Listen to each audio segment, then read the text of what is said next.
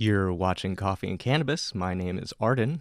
Today I have a special guest with me. His name is Rick, and he and I are going to be getting high.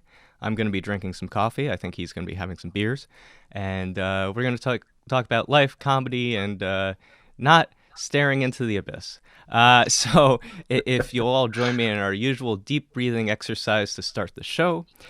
So let's all take a deep breathing, cleansing breath in.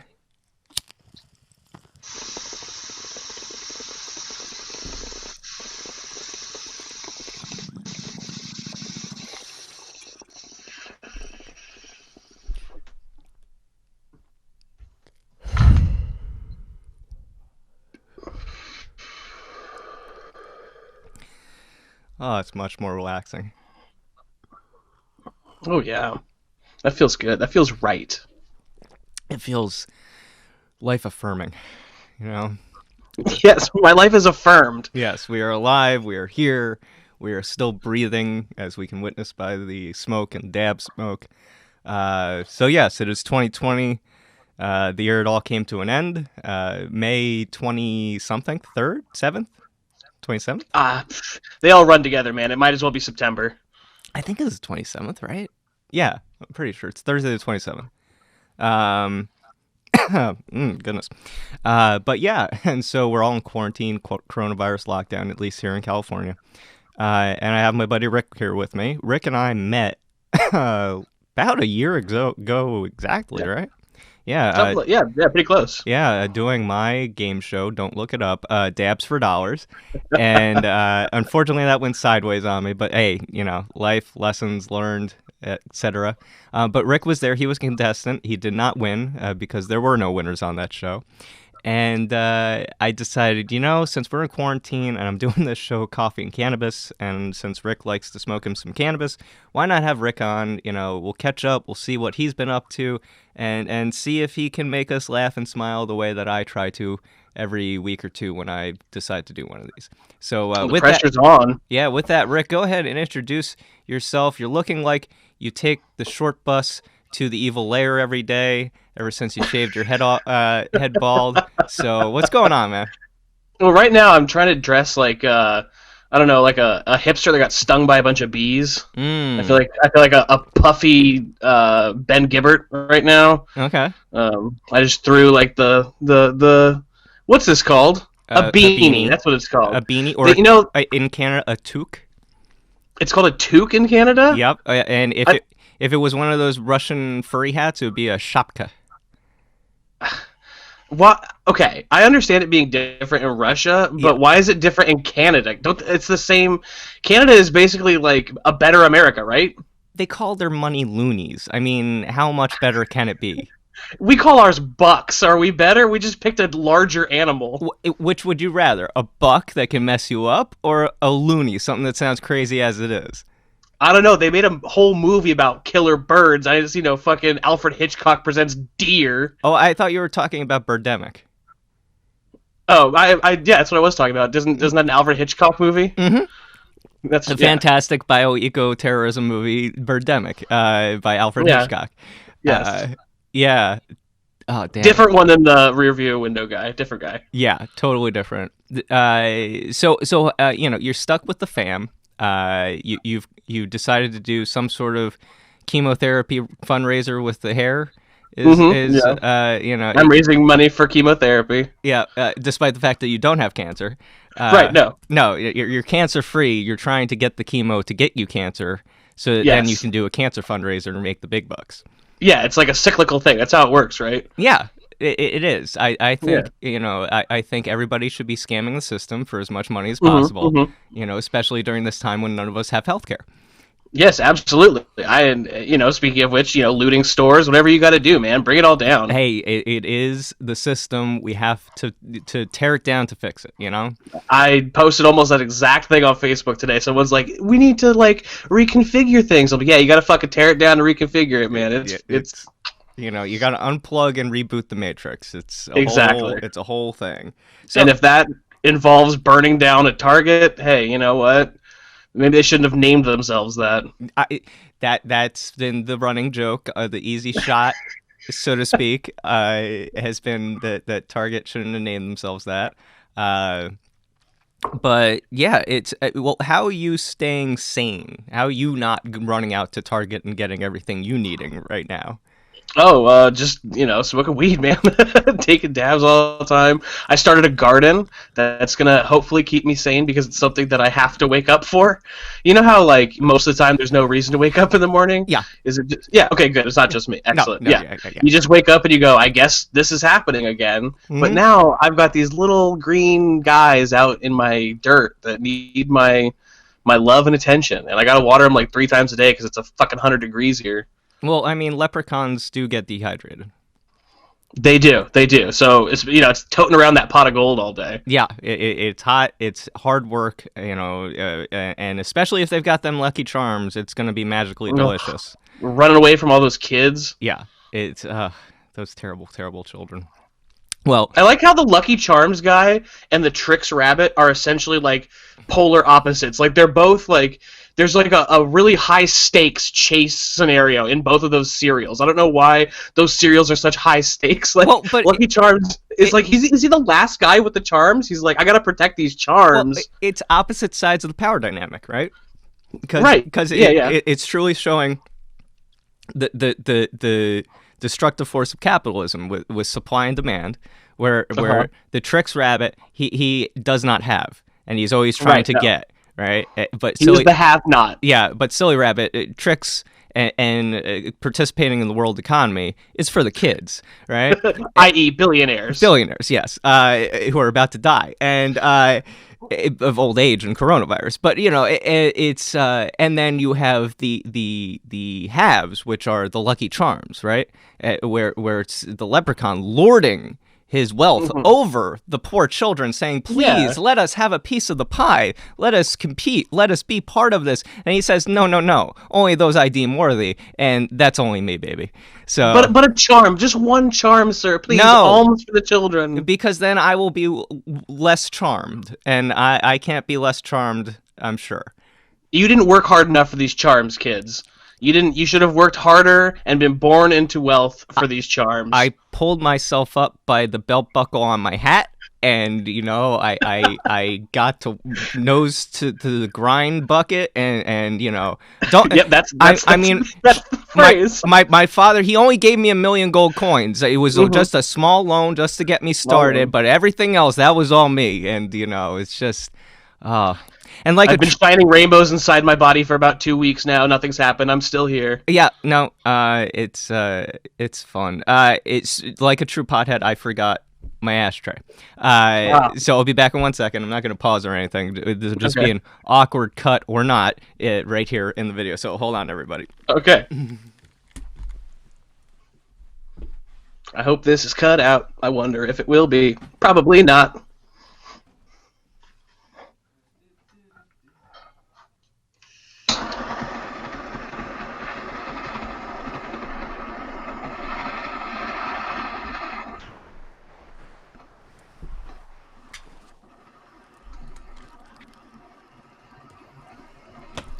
Okay.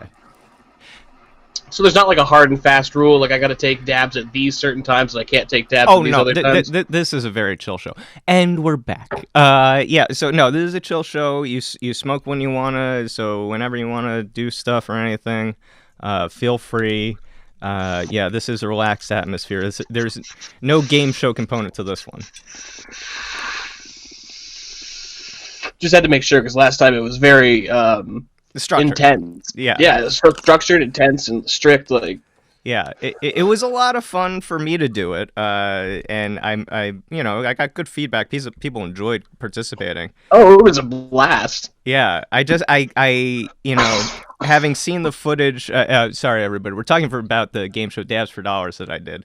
Right, Don't go looking for it. It's on the weed tube. But it was one of those things where it was a very ambitious project. I just, the execution worked. It came down to the editing. It just wasn't it wasn't tight. And also the footage. Unfortunately, there were a lot of camera issues we had that day. So a lot of the footage was unusable. So we got what we got. But hey, you live, you learn, you try new Yeah. stuff. But I'm glad you enjoyed it. Oh, dude, It was so much fun. a lot of fun doing it. So tell me about since we're all on pause with any sort of comedy live performance right now. What have you Mhm. been up to? Well, What do you have? Any projects? Anything on the burner coming up? What's going on in your life?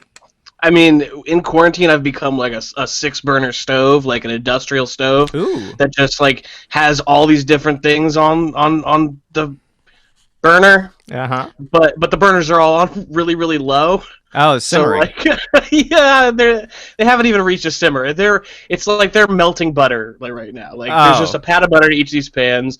Like this garden thing I've got going. I wanted to do a Dungeons and Dragons podcast I'm planning, and that has not come to fruition. Um, I did my first Zoom comedy show oof. last week. How was that? It was rough, dude. I mean, there was like technical difficulties at first because like the audience couldn't get in, Hmm. and so there was only an audience of like 4 or 5 people, Yep. and yeah, and it was like it was tough to make things hit and be timely because you do your joke and the punchline hits, and then everyone. It's like when you're fucking watching a comedy special by yourself, dude. You don't sit there and laugh uproariously. Right.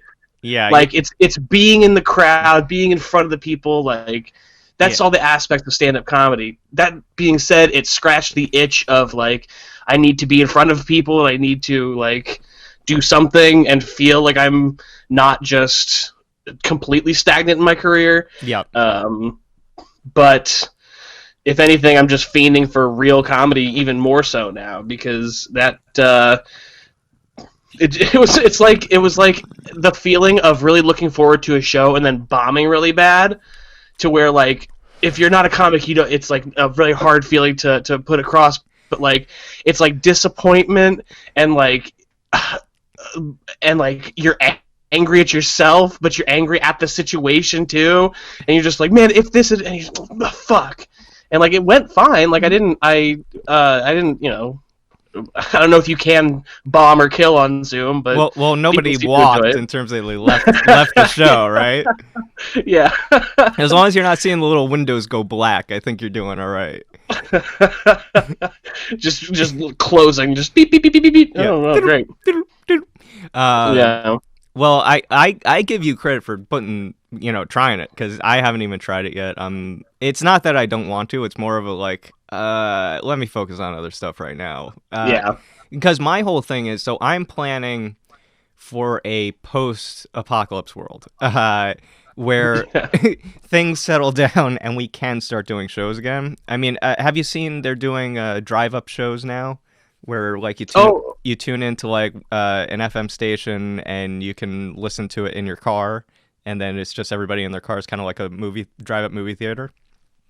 but you all like drive to the same place? Yeah, so you like go to actually movie theater parking lots is where they're doing it, and because AMC is not showing movies anymore, Mm-hmm. and so you park your cars and then you tune to whatever FM station and they have a transmitter for it, and then everyone in the parking lot can listen to the jokes being told by the comics, and you can see them because they're on a stage in front of everybody.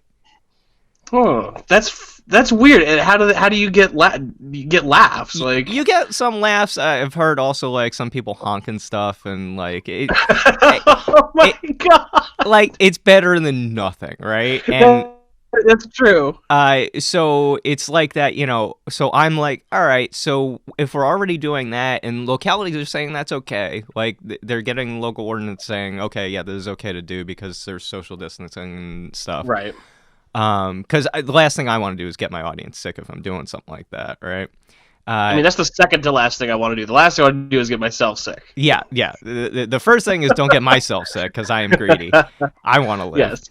Yes. But then, I want the audience to be healthy as well, so I don't want them to get sick. But, in places with no infections and stuff like that, I feel that, people want it, and so I'm willing to do it. So I got myself a minivan, and I'm converting into a tour vehicle. So I'm just gonna, Oh, dude. yeah. So once the pandemic quiets down, I'm hoping after like July, I'm gonna just Hmm. hit the road and start touring. So yeah. That's awesome. There's nothing like being on the road. That's essentially kind of what I did last summer. Is I didn't have a minivan. I had a Toyota Camry, Mhm. slightly not as A little comfortable to smaller. sleep in, a little Yeah. bit.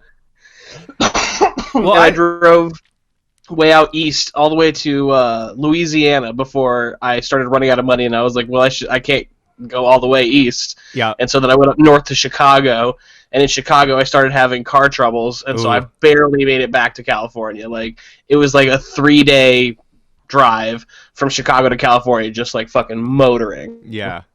No, I got marooned in Colorado once on a cross country. Oof. For like 3 months. It wasn't that I had car troubles. It was I was out of money, so I couldn't afford to keep going west. But I got a Hmm. job in a modeling agency, and it was a scam for headshots, essentially. Right?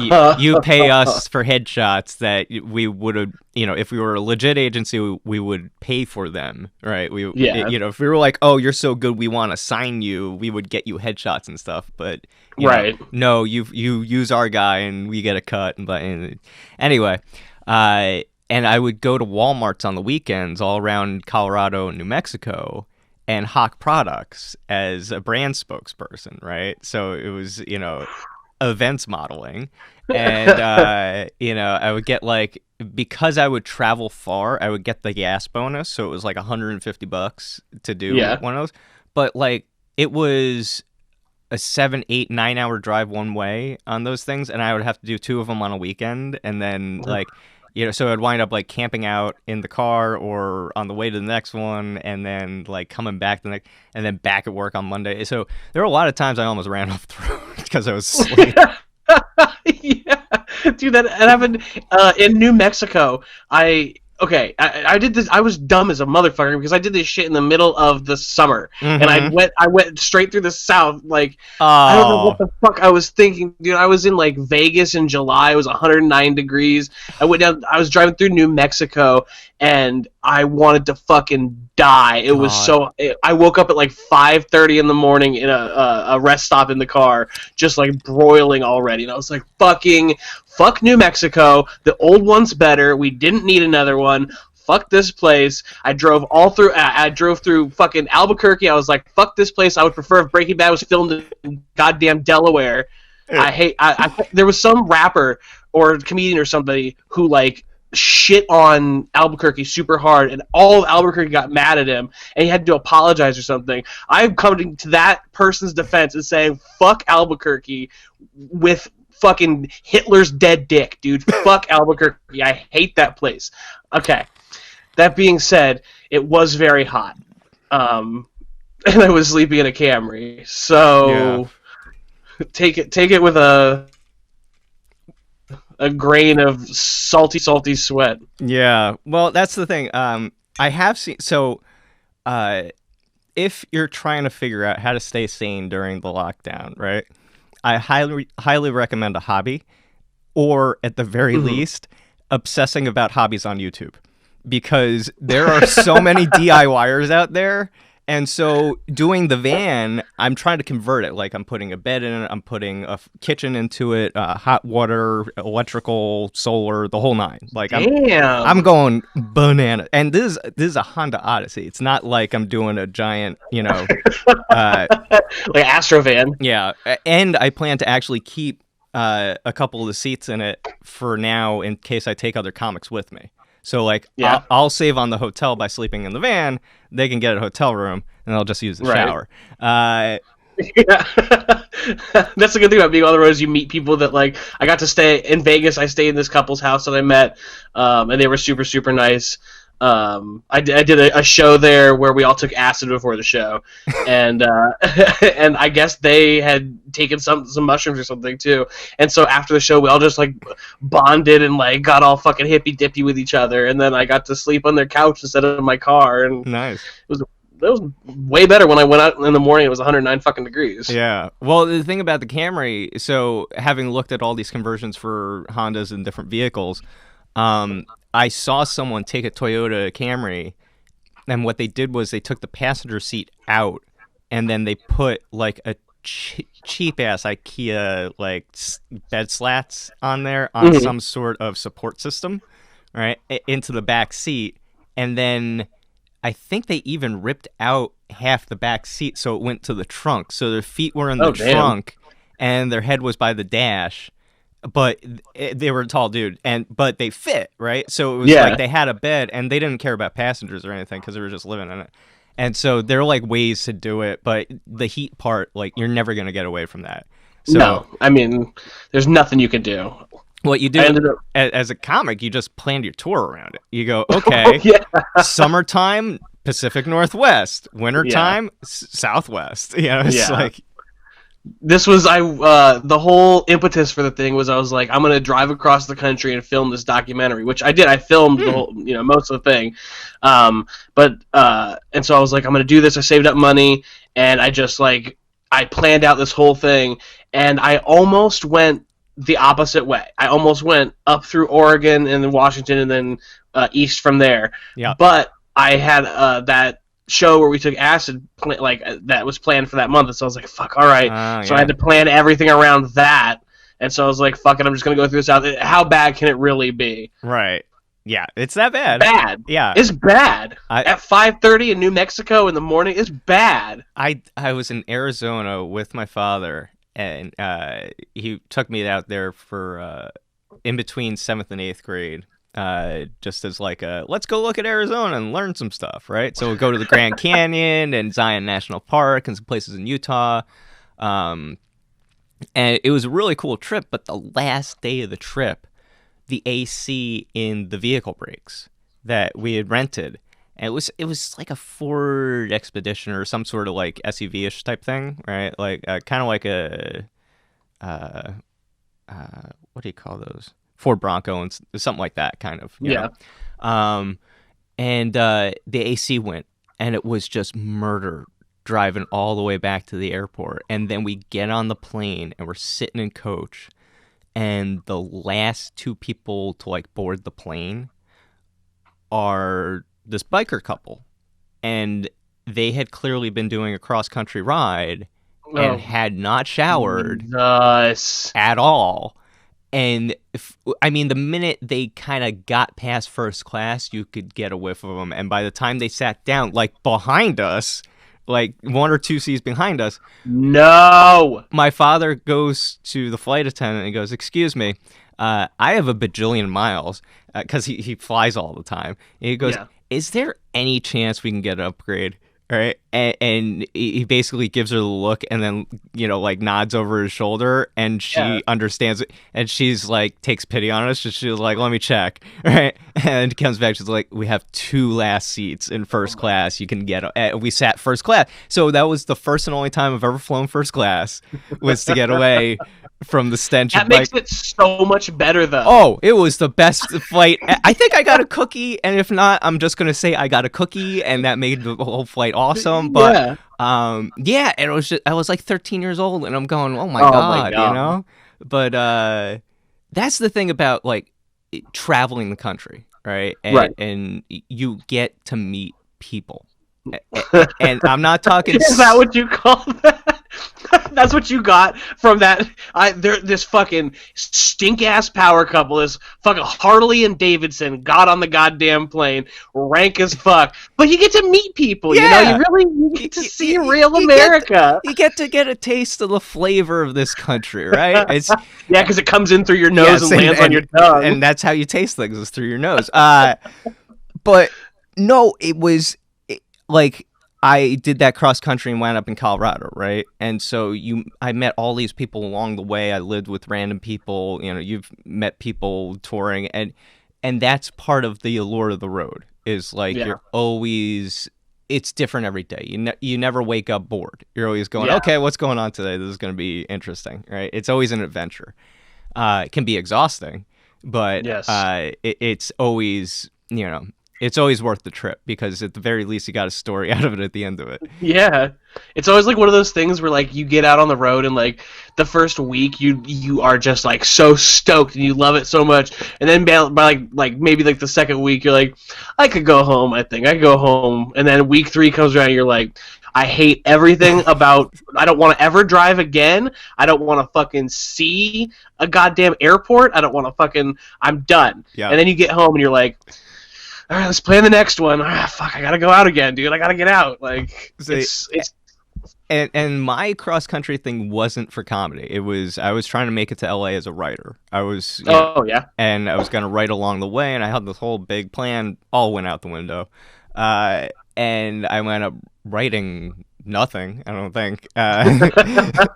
Like I've got a great story in my head for a book, yeah, or a great movie, but like I need to sit down and do it, right? But dude, story of my life. Like, yeah, I think we all have. sitting down and doing it is the thing. Yeah, that's all our problem. But it was a great trip, and so now I'm trying to do it for comedy, where I'm like, okay, let me talk to some other people that have done it. Like, you know, who are some people you know who? And it's all about networking to be able to do this. Where it's like, okay, I know a few people in San Francisco because that's where I started. I know a couple of people on the East Coast, my family, but you know, I got to work from there. So if I'm going to be 6 months a year on the road, what does that look like? And start plotting it out. And part of what you know, the cross country thing, what got me so far into it was the fact that a week into it, I couldn't turn back because the family that I like crashed with, it was a fraternity brother's family. They had extended family coming to visit, and they're like, yeah, you can't be here. And I hadn't found an apartment yet because I was looking for like odd jobs to do to like just get a shitty apartment somewhere down in Dallas. Yeah. And so I was like, well, I guess I'll just go to the next stop in Colorado. And so I just called my next buddy. I was like, okay, I'm coming like 6 months in advance. And he's like, yeah, it's fine. Just live with my family. So I lived with his family for a couple months. And thank you for taking me in. You know who you are. And, you know, so it was just that kind of thing where it's like, okay, now I'm totally committed. I'm more than halfway across the country. And that's when I ran out of money because I got a speeding ticket in Childress, Texas, for $300 and something bucks.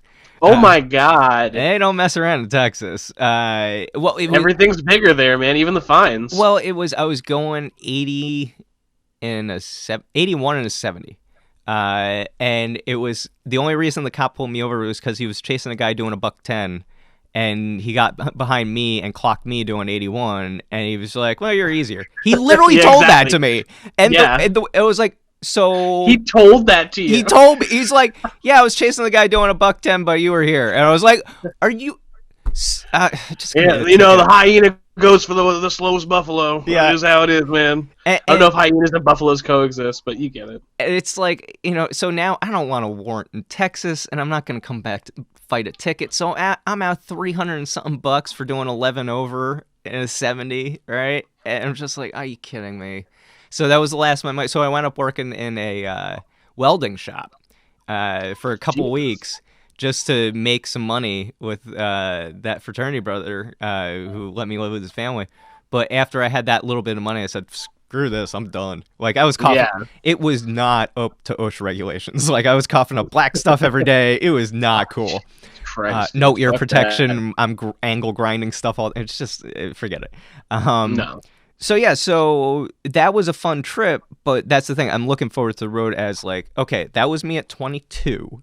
And dumb, right? With no money and resources. And now I'm 36 and less dumb. And I don't have money, but I have more resources, right? And it's okay, I can make this work. So that's, you know, that's my kind of post-pandemic plan where I'm like, all right, we've got the minivan, we'll jump in there, you know, and I'm not looking to like make that permanent home. I'll have like a home base in LA or somewhere where, you know, I can get a cheap room to rent. And that'll be like my crash pad when I'm not out on the road, because I'm assuming I'll have projects in LA while, you know, things open up.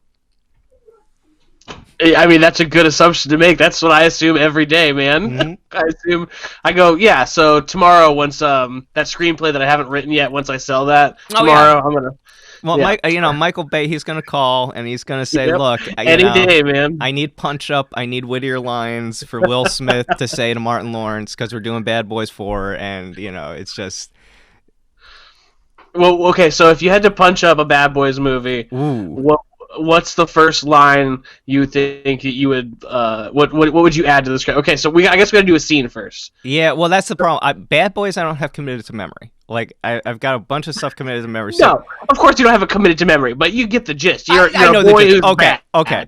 Boy, I'm a bad boy who's bad, and I'm a cop, and I don't follow the rules, and I'm constantly being yelled at by my chief because Yes. I don't follow the rules, and I'm always Right. blowing stuff up, and there's always a pretty lady involved. So go. All right, so you've assumed the Will Smith role. I guess by default I'm Martin Lawrence. It's fair. I am the chunkier of us. Yes.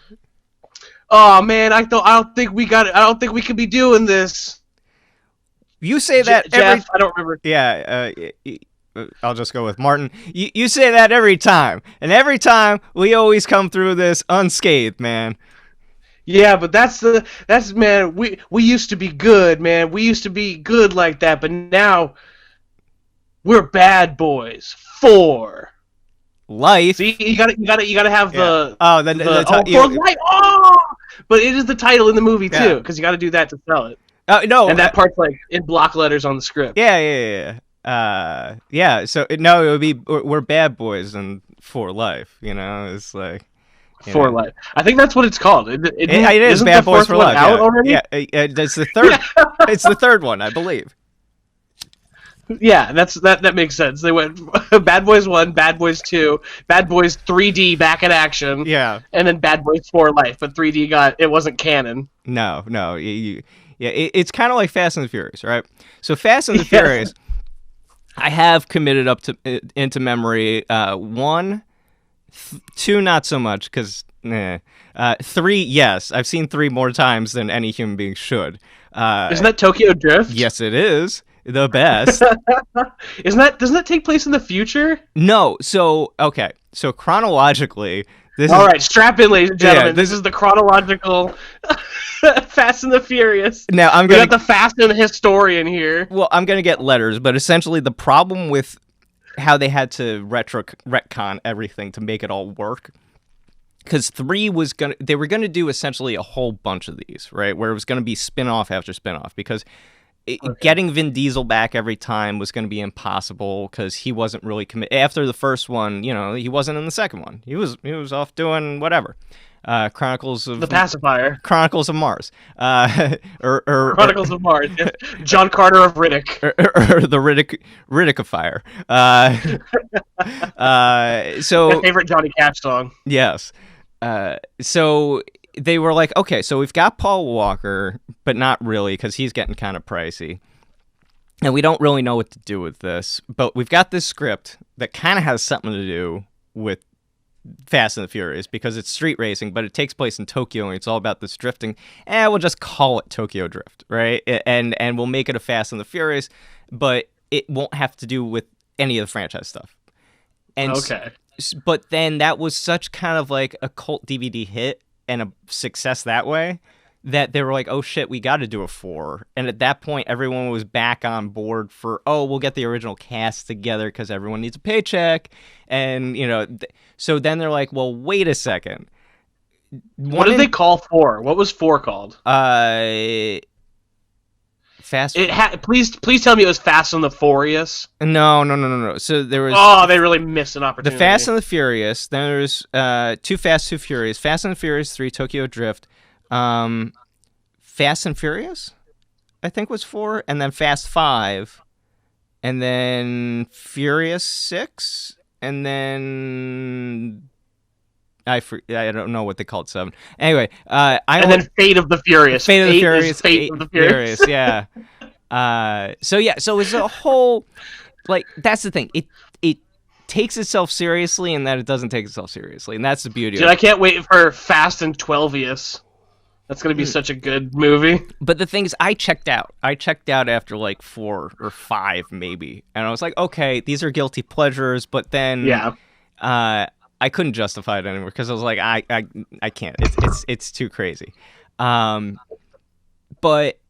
the thing is, number 3 was kind of when they figured out the formula, and that's why I love that movie so much, because my friends and I were all fraternity brothers, and it was the perfect mix where they figured out the formula, which is 1 part fast cars, 1 part hot women, 1 part explosions, 1 part gangsters, right? And you mix that together into some sort of weird 30-year-olds playing high school kids movie. Yes. And you cut out all the plot bits, and it's beautiful, right? Because there's a lot of shots in that movie where you have to watch the DVD bonus features, which I have, to find out that, like, not to brag, in one scene he gets off the airplane, the main character, who he gets in trouble so badly in Texas with street racing that they have to send him to Tokyo in order for him to... Oh, I see, Arden. This is why you like this, because you relate to the main character about getting in trouble in Texas. Yes, totally. And he takes his guitar and he flies to Tokyo, but his dad doesn't pick it up at the airport, so he winds up bartering away his guitar for a cab ride to go to his dad's place. So that's why he doesn't have it in the next scene, where it's like, wait, he has all of his stuff, but where does guitar go? Is that just a okay? Is there a continuity error? No, they shot a scene and then cut it out of the movie because we got to get to the car shit part. Forget more all cars, this dude. More cars. Fuck this plot shit. Get to the cars. Right? It's the Fast and the Furious, not the Fast and the Suitcase, bro. Yeah, but I mean that movie also has so many great lines in it, like "wabaki," which is how is that a line? He gets first day of school. He's in his high school. He's 45 years old, right? He's getting to his class. The love interest is there. She's like 22, and he walks into the classroom wearing his shoes. And apparently in Japan, I don't know because I'm not up on Japanese culture, but you don't wear your shoes into the classroom. You wear a pair of slippers, which are called wabaki, and the teacher, he speaks no Japanese, by the way, which is another funny part of this hilarious movie as it is. And we haven't even got to Japan with no knowledge of the... Yeah, he moves to Japan with no knowledge of the culture or the language. So the teacher just keeps yelling at him, "Wabaki," right? And he goes, "Wabaki?" And she goes, "Wabaki." And he goes, "Wabaki? Wabaki, wabaki, wabaki," right? And it's like a bad Marx Brothers routine played straight. And I'm like, oh, this is... So to this day, we'll, like, if I'm talking to one of those guys, I'll be like, "Wabaki? Wabaki." It's just like, oh. So that, but we still haven't gotten to the best part of this movie, the magic ingredient, which makes this the perfect movie, which is... the drifting. No, it's not the really? drifting. The drifting, though magical, is not the key ingredient. It is... It's just icing on top. Okay. Lil Bow Wow. What? Lil Bow Why Wow. is Ludacris in the movie too? No, just Lil Bow Wow. And, so they just swapped out rappers? And he is driving an Incredible Hulk vehicle. God. Dude, what? Yes, it is a, I think a Scion, like the cube one, right? That is painted green, but like it has foot and punch prints on it from where like the Hulk would be punching out. Dude, I'm literally holding my microphone up right now with with World War Hulk omnibus. Yeah. And the interior is all purple shag, and like, dude, you've got to check this vehicle. It might be it might be a purchase coming up. You know. Yeah, it's the best Hulk vehicle since the Hulk. Yes. So that is just a taste, and that's not even... Oh, so Han. The whole reason why they had to retcon this movie in is because they included one of the characters in 3 who dies. Okay? They include that character in movie 4. Okay. So characters died in movie 3. They introduce him in movie 4 as a new character who we are all meeting for the first time of Han, even though we met him back in Tokyo Drift. Okay? And I can't remember whether it is in 4 or 5, but either way, it's fantastic because they essentially introduce Han. We continue with Han for like 2 or 3 more movies, okay? Then we essentially, in the franchise, catch up to the events of Tokyo Drift, which have taken place in the future.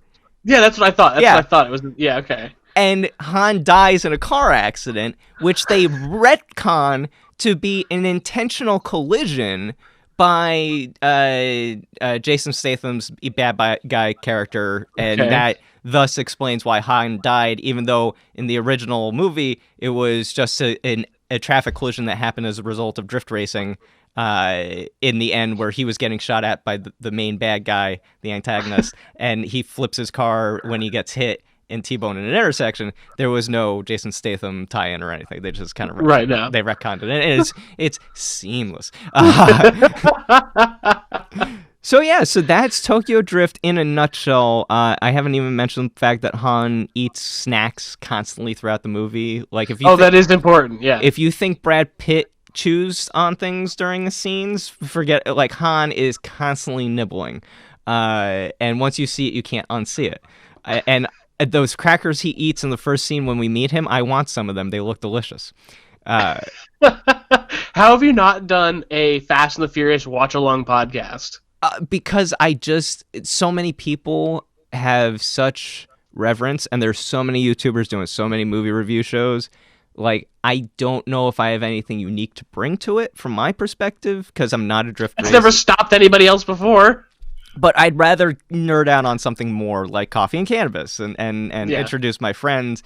And because I consume too much media as it is. I'm looking for excuses not to consume, but to create. So Yeah. That is true. I definitely the scale of consumption versus production is heavily weighed on one side, and it is not the good side. well, no. Both sides are equally good, because if you don't consume media, you can't understand the zeitgeist, right? And you can't be plugged in. Yeah, that's true. Like, I was talking to one of my friends today, and I told him to go off, sis, and he had no idea what I was talking about, and I was like, man, you're old, man. You oh, don't dude, understand." I'm with him. What is this? Oh, go off, sis. No. Yeah, like you know how like sis, like girls, they call each other sis all the time. Like, hey sis, like it's like a thing that they do. Have you not seen this? You heard about this? You heard about this? You guys heard about this? You heard about these women call each other sis? Have you heard about this thing? Have you heard about this thing? They call it airline food. It's terrible. Why would they make food that's terrible on purpose? Airline food? What do you even feed them? I mean, Um, it comes wrapped in cellophane. It's real tiny. What is this? Food for ants? yes, it's always good to when a comedian throws in a what is it? Fuck, god damn it, Zoolander. Is it Zoolander? Yes. Yes. Excellent. That is in the zeitgeist. Yes. See, that's the thing. It was. But you don't know. Go off. It's like fucking go off, dude. And they're just. It's like Okay. you're like hyping somebody up. No. See, my problem is I don't talk the way anybody does anymore.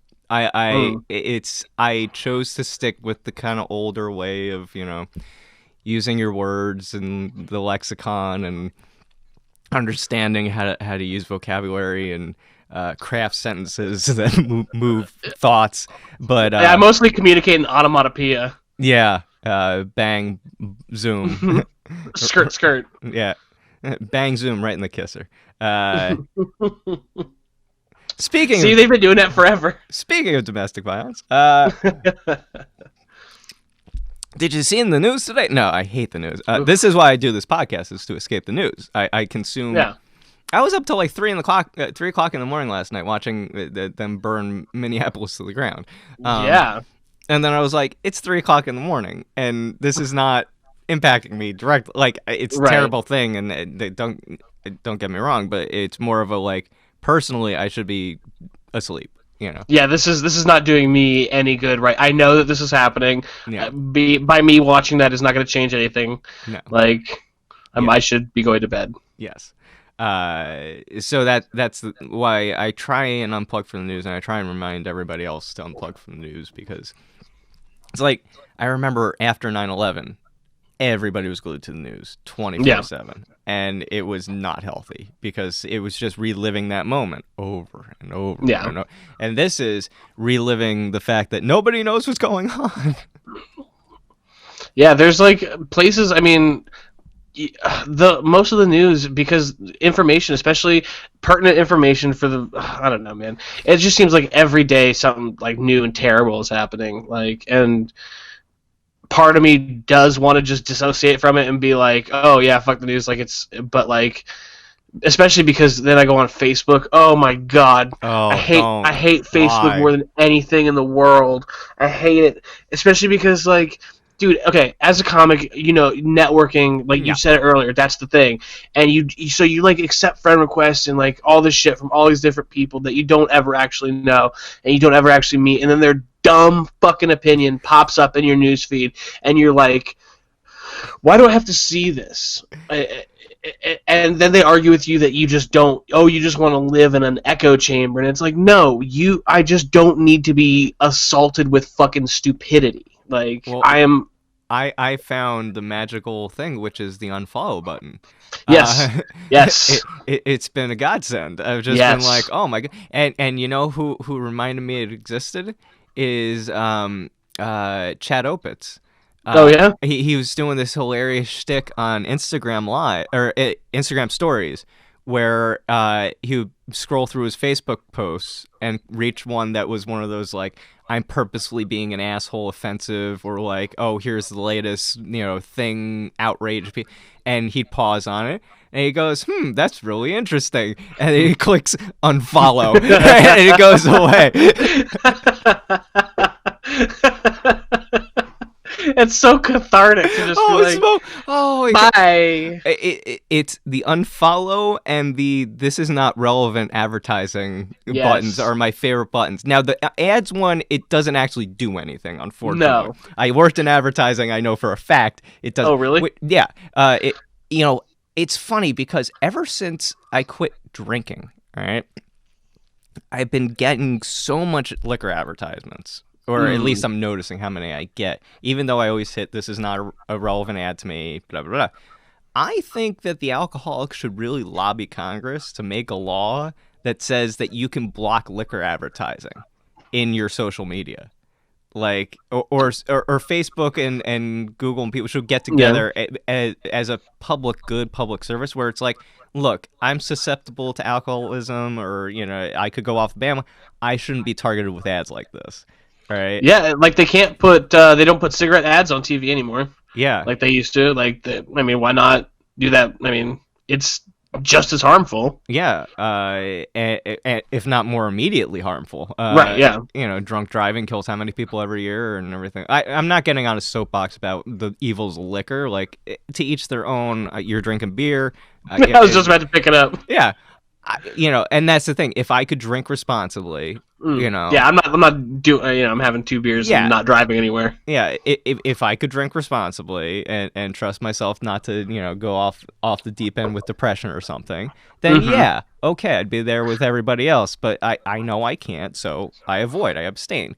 But There you go. But now I'm like, God, just stop it with the ads already. Like, Yeah. And I don't even have a heavy compulsion to drink right now, and I'm like, oh, Jesus Christ.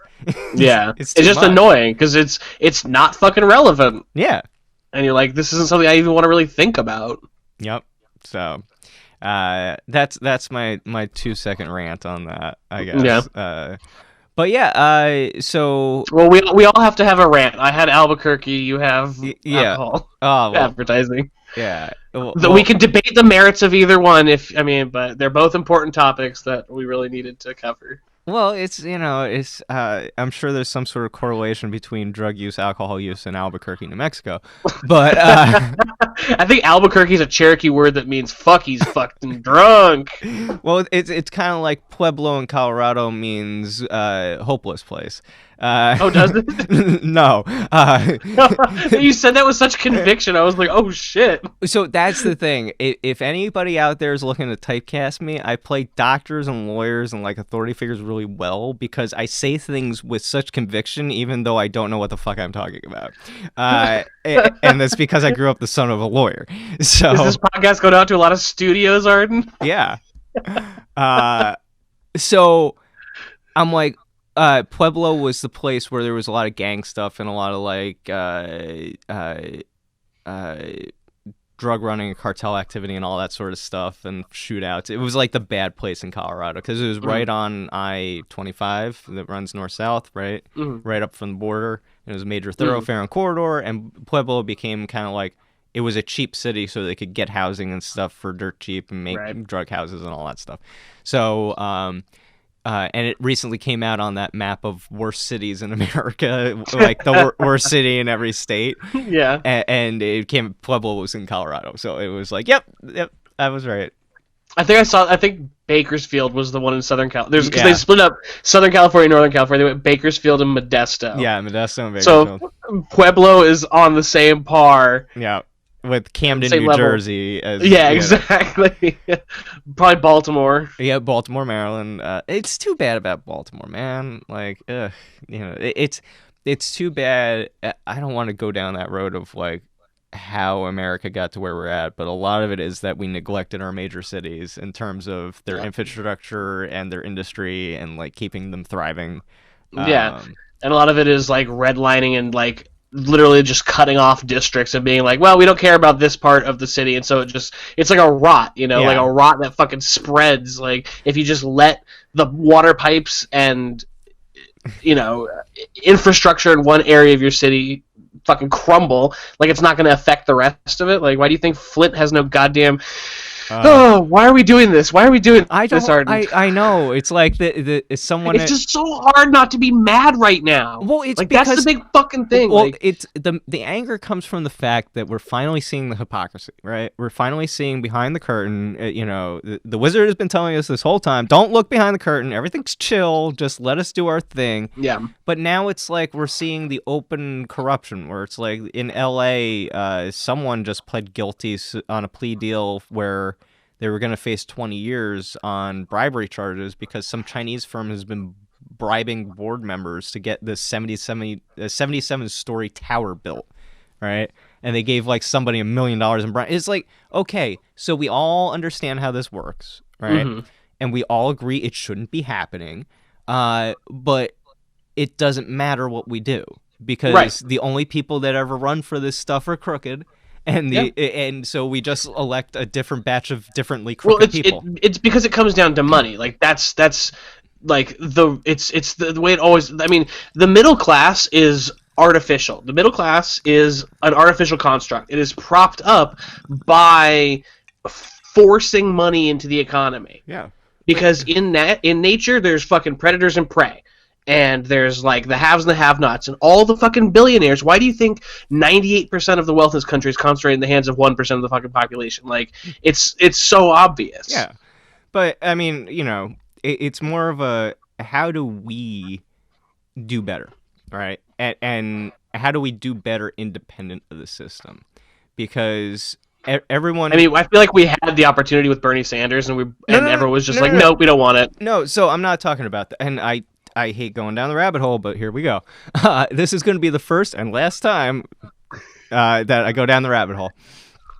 So, if our generation wants to change things, we have to stop waiting for them to let go, right? The generation that screwed everything up to this point is not letting go, all right? Right. And so we have to take the Elon Musk approach, which is... screw it, I'm just going to shoot rockets at Mars. Where you say, look, it may be hard and difficult, and that's the reason why you guys don't want to do it, right? But we, as a collective, agree it's better for all of us, so we're just going to do it, and we're just going to do it, right? There's no law saying that we can't build an industry that somehow corrects greenhouse emissions or does carbon capture. So you see a lot of private enterprising individuals doing stuff, but they don't have the kind of capital behind them to make the kind of big waves they need, like an Elon Musk, who, he had a bunch of money going into it, all right? You can't shoot rockets and... Yeah, but he's also forcing his workers to work, without proper protective equipment. Oh, don't get me started on that whole, I trust me, I understand. Look, we have cell phones because poor kids in China. We have, Teflon pans because people in the Midwest are drinking perpetual fluorinated compounds in their drinking water, right? Like, there's nothing in this world of convenience that doesn't have some ill behind it. So we made a deal with the devil of Elon Musk, right? And we have to deal with the fact that he named his baby some name that they're gonna resent him for the rest of their lives. But that's 2020, baby. It's just Par for the course. See, that's at the end of the day. I take a bong rip, I drink some coffee, and I go, it's 2020, baby. It's all Yeah. good. It's all gravy. Like, look, yeah, everything's falling apart, and none of us can pay our rent or anything else. I'm living the pothead's dream right now. Weed's an essential service in California. I got Yeah. a grocery store a 5-minute walk away from me. We're also white, like that helps a lot. The government's sending me a check every 2 weeks to stay home. Right, like I couldn't be doing better right now, and thanks to a friend, I'm living pretty much rent free, because I'm taking care of a property of theirs. So Mhm. it's like, okay, I'm doing great, but I know plenty of people that are falling apart because their source of income also disappeared like mine, but they don't have a check coming because the government screwed up their claim or whatever, and Yeah. or it's delayed, or it's not enough because they've got too much overhead, because the minimum the maximum for unemployment only covers $450 per week. All right, if you're someone Yeah. making 6-figure salary, that's not going to be enough if you've got bills every month, especially if you've got kids and mouths to feed and all that sort of stuff and responsibilities that I have none. Yeah. And so it's I'm living a very cushy life right now, right? Where I can hold on for a little bit longer, not too much longer, because the unemployment runs Right. out and everything else, right? I can hold on, but that's why I'm planning for the tour and everything, because it's like, okay, gotta get making money, so let's do some shows, let's put them on the calendar, Mhm. let's start figuring out some new business ventures, get some merch sold, do the Yeah. thing. Because we can't stay locked up forever, unfortunately. Well, I mean, yeah, that's true, and I mean, no one wants to stay locked up forever, but like, I don't know. I just feel like there's so much wrong Have you? systemically outside of that. Wait. We don't want to stay locked up for. Have you met half the open mic comics? Like, Oh well, yeah, but they want all sorts of terrible things, Yes. like to be comedians. No one should want that. No. It's a horrible life. If you've chosen this life, I'm sorry. Yeah, I'm sorry to these men. I am. When I think about, I love what I do more than anything, right? Because Right. Yeah. I gave up the other life. I gave up the office job and all that stuff to do this because the other life was literally making me sick. And I was like, Yeah. okay, I gotta follow the passion and do the dream. But if you've got an option and this is more of a hobby for you, keep it a hobby. don't don't Yeah. don't mortgage the house. Don't start making financial decisions. Like, yeah. Yeah. Especially like I don't need to give comedy advice. Especially like you got people who are like 6 months into comedy who are like, oh, this is my job now. I'm gonna do Oh, it. Or, I'm 5 years in and I'm finally going, all right, let's start. We've made enough of a reputation. People know us well enough. Like, let's start thinking about maybe. yeah. Yeah, it's a long road. It's a long road. It is, but I mean, everybody's on a different trajectory, right? I've heard of plenty of those comics who wound up doing like college shows or cruise ships or some big thing like 6 months in when they had 5 minutes of Yeah. material, and they lucked out and they worked it, and they had some talent. I'm not denying that Oh yeah, because yeah, they're still doing stuff today. But even they yeah. admit they got real lucky. Me, I was more of a slow, methodical, like, because I was also trying to figure out, was I really doing this? Like, there was a Mm. long process of, getting to here where it's like, oh yeah, I'm definitely doing this. It was a lot of, Mm. am I, what, am I really doing this? Like, is this really going to be my life? Yeah. Because I was told for so long that you get a job and you work for somebody else and you make a paycheck and blah blah blah, and it's Yep. like, You go to college, you get your degree, then you go and use that degree in your industry. yeah, but the first time somebody paid me for a show, I was like, okay, yeah, Yeah. no, Yeah, it still took me a while, but then that was the start of like, okay, yeah, no, there's something here. Yeah. Sure, there's a $15 gift certificate to a restaurant I'll never be able to get to, uh, cause, Sure, these are 3 drink tickets, yeah, and I don't drink. yeah, but if somebody saw there was a value in what I did, Yeah. and that's the real payoff. What we're all looking for in comedy is that audience reaction that validates Oh what yeah. we're doing, right? It's Yeah, saying, that's what like I was saying earlier, the Zoom show. Like oh it yeah, was so tough because I mean, and I didn't even do any new material or anything. I just because I didn't want I'm not gonna that's not where you work out your jokes on is over fucking Zoom mics. Like I don't know. So I just did older shit, but it was just nice to go through the motions again and like, kind of pretend like I was doing the show. yeah, it's you know more than anything, it's just to remind yourself that hey, you know, I'll get back to this. It'll be all right. Yeah. You know, Yeah.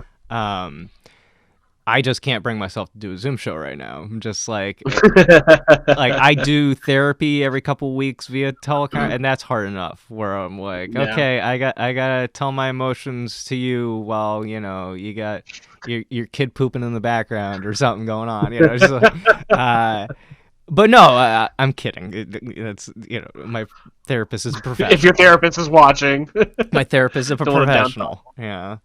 She screams and hits the child. No. Perfect. Yeah. Perfect. She's Uh, a professional yeah. child hitter. Yes. No. But anyway, uh, yeah, we're gonna get back to normal, and I'm looking forward to that. It's bizarre right now. I stopped doing Instagram stuff. I know Oh, really? everybody's been going live 24/7, and I've avoided it. I'm like, nope, not going live. Not gonna join that whole thing. Yeah. Because I'm like, no one's shown me anything interesting by going live. They've shown me No. I'm stuck at home just like you. And it's like, okay, but you're not doing anything to like fix my boredom. Uh Right. Yeah. I'm Unless not it's like somebody that you're invested, if like yeah, somebody that you're a fan of or something. or it's somebody that lifts my spirits every day. It's like, Right. Yeah.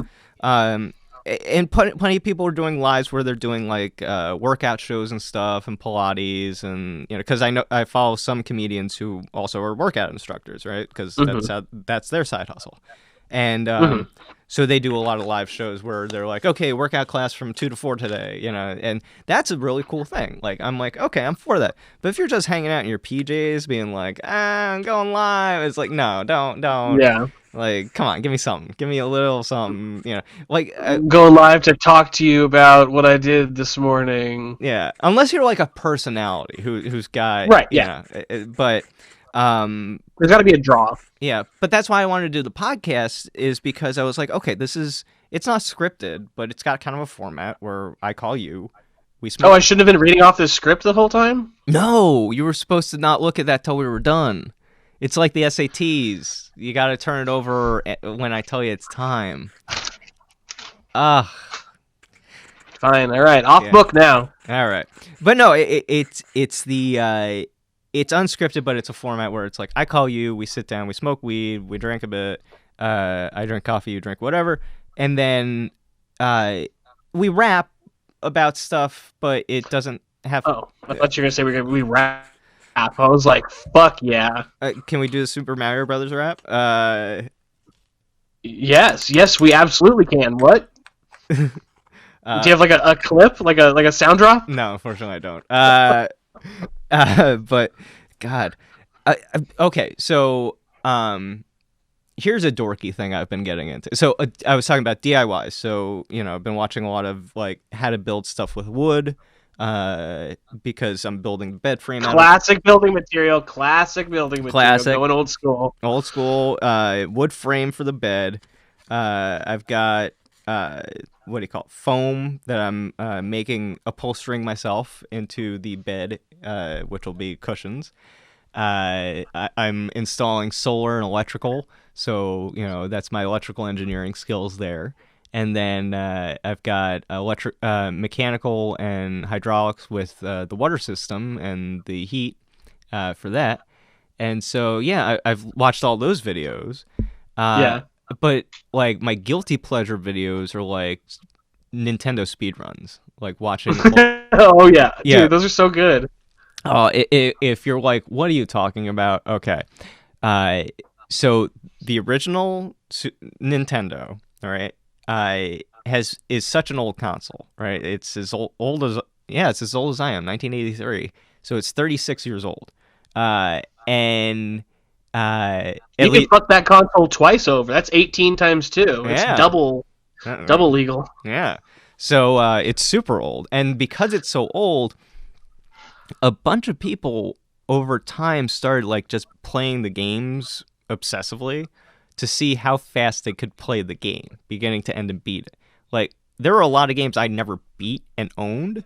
I was like there was a rule in my house where you couldn't own a new game until you beat the original the game before, but Oh damn. that rule kind of went away when people realized there's such a thing as Nintendo hard, which is, pretty much Is that like the definition of hardness for Nintendo? well, it's essentially they design games to be uh, not only entertaining to play the first time, but also to have replay value. Mm. Because people were used to the arcades, where arcade games were notoriously difficult because they wanted to pump in a bunch of quarters, but Yeah. it had like a manageable difficulty. So Nintendo kind of adopted the same philosophy, where it was like, okay, it'll take you time, but once you learn the patterns and everything, unlike like there are some games where there's pattern recognition involved, where it's like every level's the same way, and whether you realize it or not, you're learning this pattern of, oh, this enemy pops up here, this happens here, I duck here, I shoot Right. here. You learn these patterns. But then there are games like Ninja Gaiden where there's bad respawn points, where if you go back even a pixel, the enemy respawns, and that's how you wind up dying doing a lot of pit jumps, where especially the hammer throws and all that. So there are people who've never seen past level 3-2 of Ninja Gaiden, right? Because it's hard, right? It's a hard ass game. I never played Ninja Gaiden. Yeah, do yourself a favor, grab an emulator, buy a copy of the game, and then download a ROM so it's not illegal. Wink. You're so proper, aren't you? Yeah. Wow, you're really gonna go hop through all the legal hoops? Yeah. Fuck it. Don't buy steal a copy, burn it in front of the store, download a copy on a laptop that you've also stolen, Yeah. and then shit on the laptop, close it, and throw it inside the store. But Ninja Gaiden's worth a playthrough. Just there are plenty of people who've played Super Mario Brothers 3 the whole way through, right, and beaten it, or at least seen the end. Right, they've gotten to World 8, and usually around the tanks or the boats, they give up because it's a nightmare at that point. But Right, yeah. they got very far into the game because Super Mario Brothers had power-ups and manageable things where it wasn't one-hit kills and all that sort of craziness.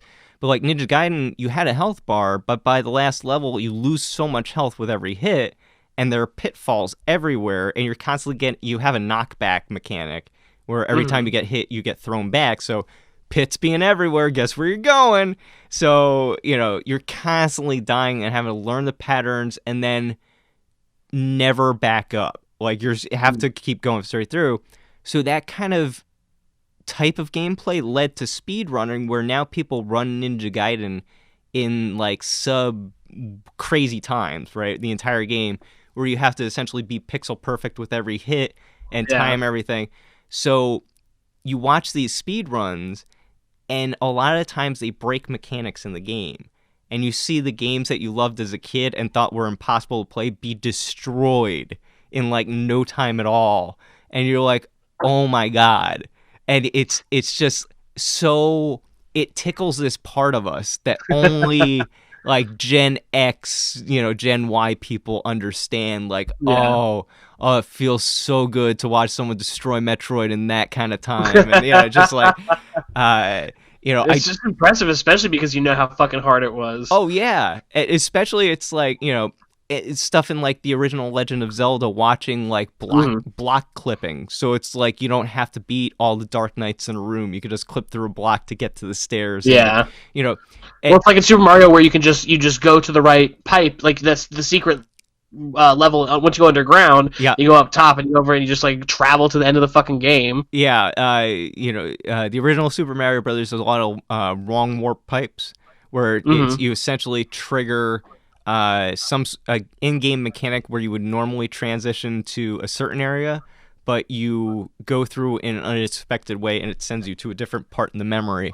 So it's like what I'm saying right now makes no sense to anybody that's listening. They're like, "What the memory? What?" And at first, you watch these videos and you're like, "What the fuck is happening?" But they break it down very well, especially in like the marathons where they raise money for Mm-hmm. charity. They have commentators walk through like, okay, what he's doing here or she, because there are a lot of female speedrunners. What they're doing here is, XYZ. And if you understand enough of the game, you're like, oh, I get it. I see what they're Yeah. doing. Um, so yeah, and the marathons for charity are always something like Doctors Without Borders or some really cool charity. And the last one, they raised over like $3 million just playing. Jesus. Everyone says there's no money in video games. There's money in video games. Yeah, no, there's tons of money. I mean, look at all the esports. Esports is Like, a huge thing. yeah, But like the thing is, your average boomer, not to rag on the boomers, I'm just saying, your average boomer doesn't know that esports is a thing, right? They're like, yeah, what? Wait, a 13-year-old made $1 million for what now? And yeah. it's like, What's yeah, a Fortnite? yeah. It's a video. What? Who? And how now? Yeah. Remember the movie The Wizard? The Wizard? Fred Savage. Nope. Oh, dude, look this up. You got to watch this movie. This is the. It is essentially a 2 hour, or maybe it's an hour and a half because it was for kids, commercial for Nintendo in movie format. So Fred Savage plays this kid. This was Wonder Years era. Wait a minute. Is this where he has like the power glove and everything? Lucas has the power Oh my glove. god. Yes. Do I yourself. just unlocked a whole part of my fucking mind palace. Oh my god, I haven't seen that movie in a long time. Yes. Do yourself a favor. Look this movie up. It is worth a watch. I'm not saying it's a good movie. I'm just saying it's worth a No. watch. It's a perfect time capsule of 1993. I think it's 93. But it was the year Super Mario Brothers 3 came out. Essentially, Hollywood got together with Nintendo and said, "Look, we want to license all of your IP to make a movie to advertise your next video game." Essentially. Now, I don't know if that's the original pitch, but that's what it turned into, where the plot of said movie is Fred Savage has a little brother who, at this day and age, I think he would be diagnosed as autistic or have some sort of spectrum disorder, because he doesn't talk the entire movie. Like Okay. he doesn't talk. He's very. I think they explain it. It's because his mom died. But like, I'm thinking it's more of like a spectrum disorder thing, and they just didn't understand. Yeah, no, definitely.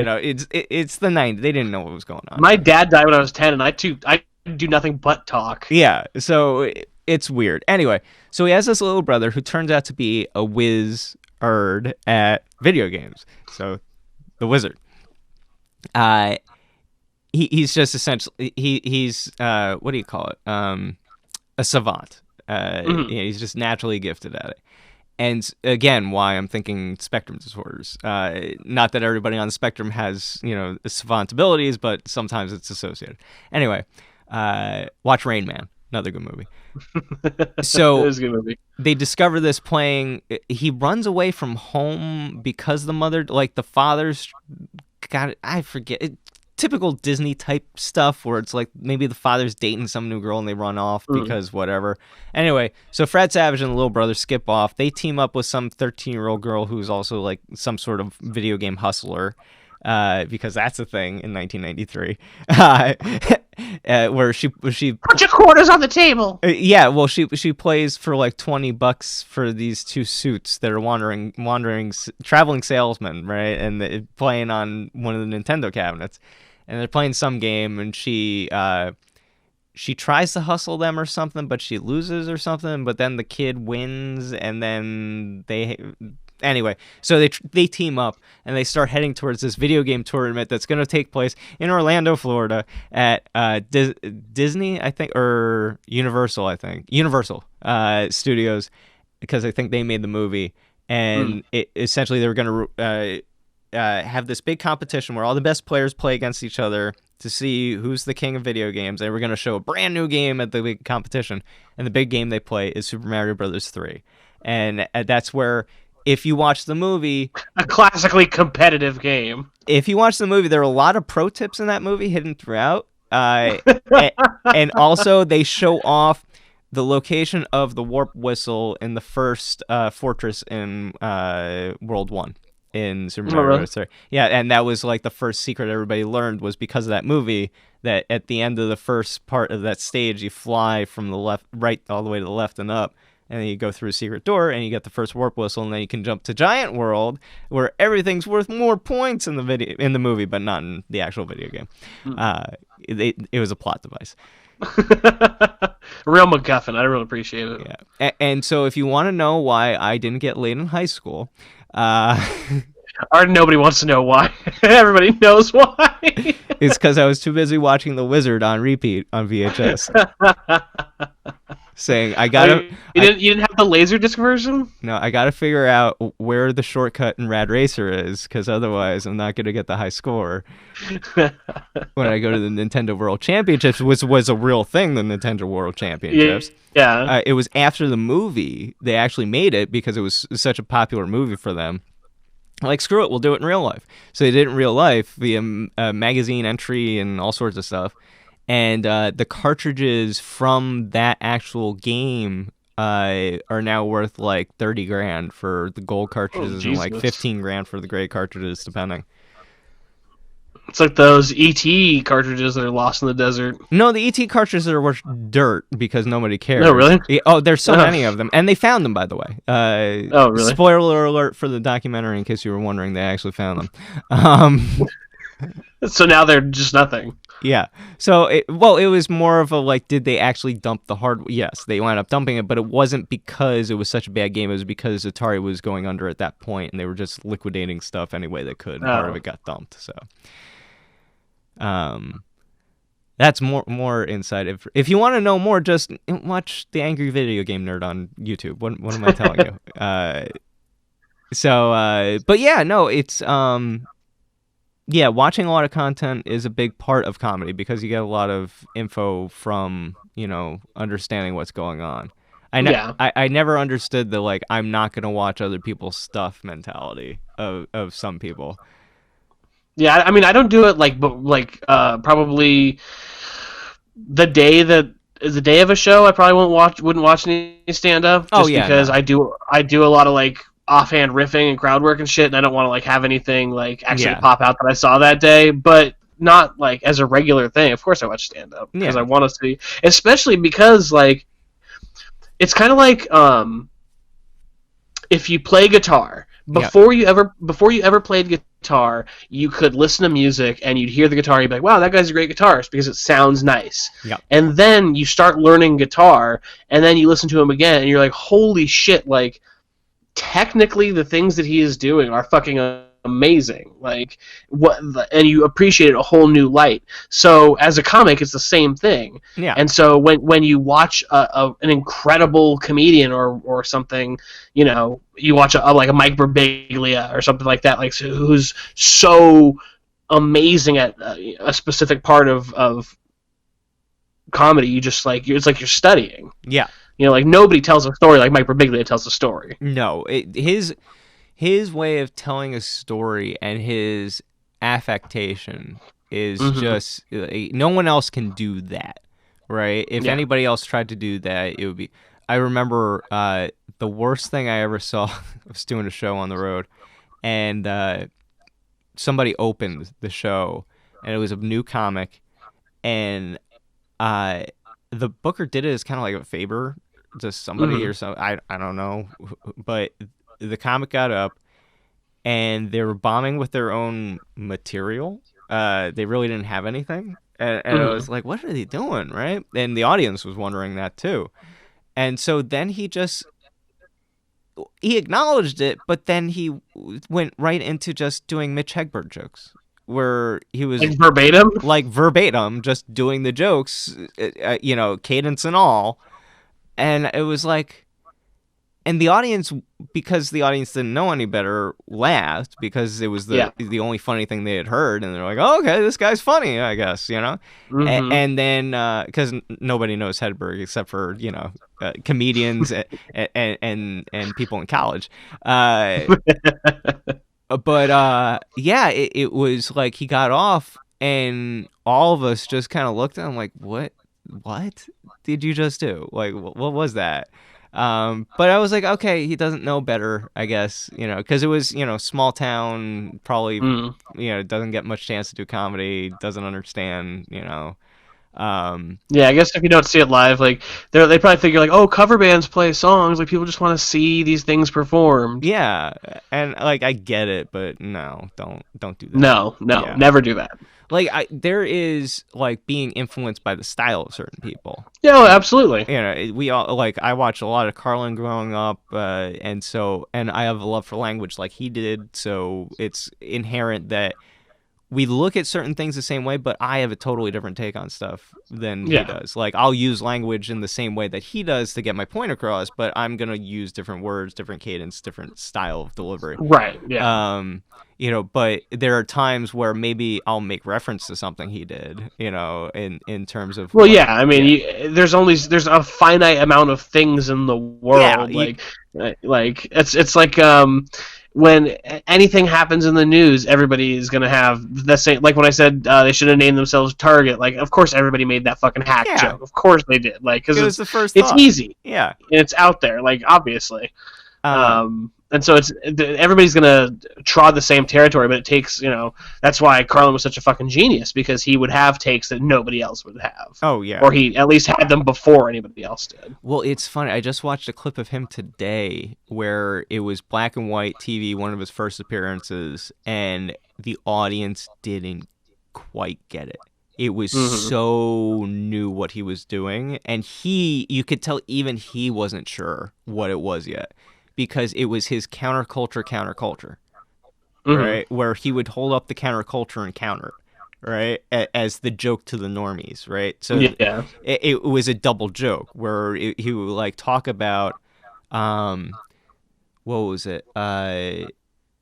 Oh shoot, it was one of those 19, like right around the draft and stuff like that, where he was talking about how the protesters were protesting, and then the protesters protested the fact that they couldn't get a permit to protest, right? Mm-hmm. And so like that's a funny joke. Like his delivery and everything kind of worked, but it wasn't there yet. Like you Mm-hmm. knew it was like a few years away from it being Carlin, right? Where it was like, oh yeah, only Carlin would be able to rip apart protesters like that in that way, Yeah. because he would have such alliteration, such illusory language where it was like, oh my Mm-hmm. god, like yeah, I can see the protesters in my Yeah. head being idiots, and blah blah blah Right. blah. Yeah, because everything was like written out, like word for word, almost. Well, he Like, was a long form guy. He was a yeah. writer. That's why Napalm and Silly Putty. That's essentially one of his specials, but in written form, right? It's Mm-hmm. just typed out instead of spoken.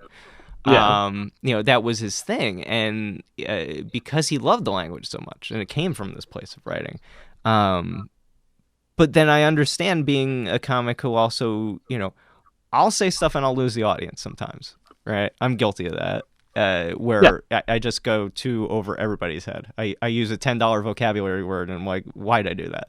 Oh, yeah, yeah. But then I always spin it and I make that the joke. How it's like, this is a liberal arts education, and what it does for you makes you Mm-hmm. incomprehensible. But I try not to adjust my material to my audience, right? I try and deliver my material, and if they get it, they get it. And if they don't, they don't. But at no point is it not entertaining. Uh, Right. Yeah. you know, um, and that's my thing, because I just want to make everybody happy and have a laugh and have a good time. But I'm also not like, I'm an artist, but I'm not like about to die on my art. Like I'm not to stand upon my body of works, douse it in kerosene, light it up blaze, and say, "Ah, behold!" Yeah. It's always so funny when like comics get all super super self righteous about like that label of being an artist. Like, I'm speaking truth to power. I'm like a real prophet. I'm like a new Bill Hicks. And then they go on stage and tell another dick joke for like the Yeah. 15th time. You're like, okay, way to go, Bill. No, my thing is I just want to awaken people's imaginations, right? To new Mm. ideas and new possibilities. Like I'm never gonna like I try and avoid politics and all my stuff. I try and avoid anything news going on. Like I'm really good at riffing on that stuff, but I'll do that in a circle of comic friends, right? Mhm. I'm not gonna do that on stage because my whole shtick is let's forget about life for a while, right? Let's get high, let's enjoy ourselves, all right? Let's forget about the 6 o'clock news, and have a laugh. Uh, Yeah. and frankly, I've heard it from audience members. They're burned out, man. They can't take another political joke. It doesn't matter who the target is. Hmm. That structure of politics and this is what we're fighting. It's like forget it. Everything is like a TED talk now. Like Yeah, everything's like, and they're gotta get on my side. checked out, and it doesn't have to be a dick joke, but No, no. it's just got to be something that's not that, right? Right, yeah, but I mean, like, I'm just saying, like, the people that are like that think so highly of themselves and then go on stage and literally are like, oh man, I'm about to like rip the president apart right now. Oh, He's so orange. You're yeah. just like, dude, like, done. Speaking of stuff that's totally not topical, do you know the comic Pete Johansson? Name's a little familiar, but I'm not registering.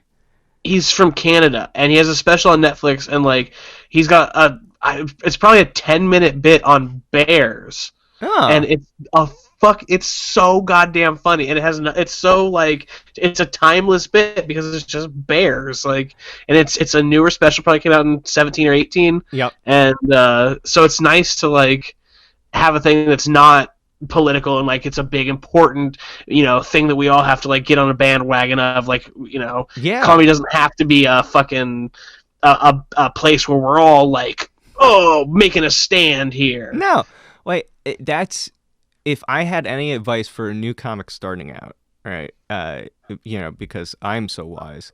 Uh but in terms of like you're trying to find your voice and you're trying to find what's funny and what Yeah. works. And you see all these guys, they get up on stage and they tell these jokes, and the ones that really kill are the ones that are really personal, right? Where Yeah. it's like, oh my God, that's a true story, quotes, right? Because we embellish everything, because Yeah. otherwise it wouldn't be funny. It would just be life. Yeah. And who wants to hear about that? But it's a true story, and we're also knowledgeable about it because a lot of the funny comes from the details, right? Mm-hmm. And his thing about bears, right? I know a little bit about bears, right? But I'm assuming he knows a fuck ton about bears because he grew up in Yeah. He Canada. has to. He grew up and bears were a thing. So that's where he found his funny. He's like, this is Yeah. a thing that I've got to take on that nobody else has because I know more about this subject than anybody else. Yeah. You've got to, as your comic, find your bears. Find your thing that I've Well, there's the name.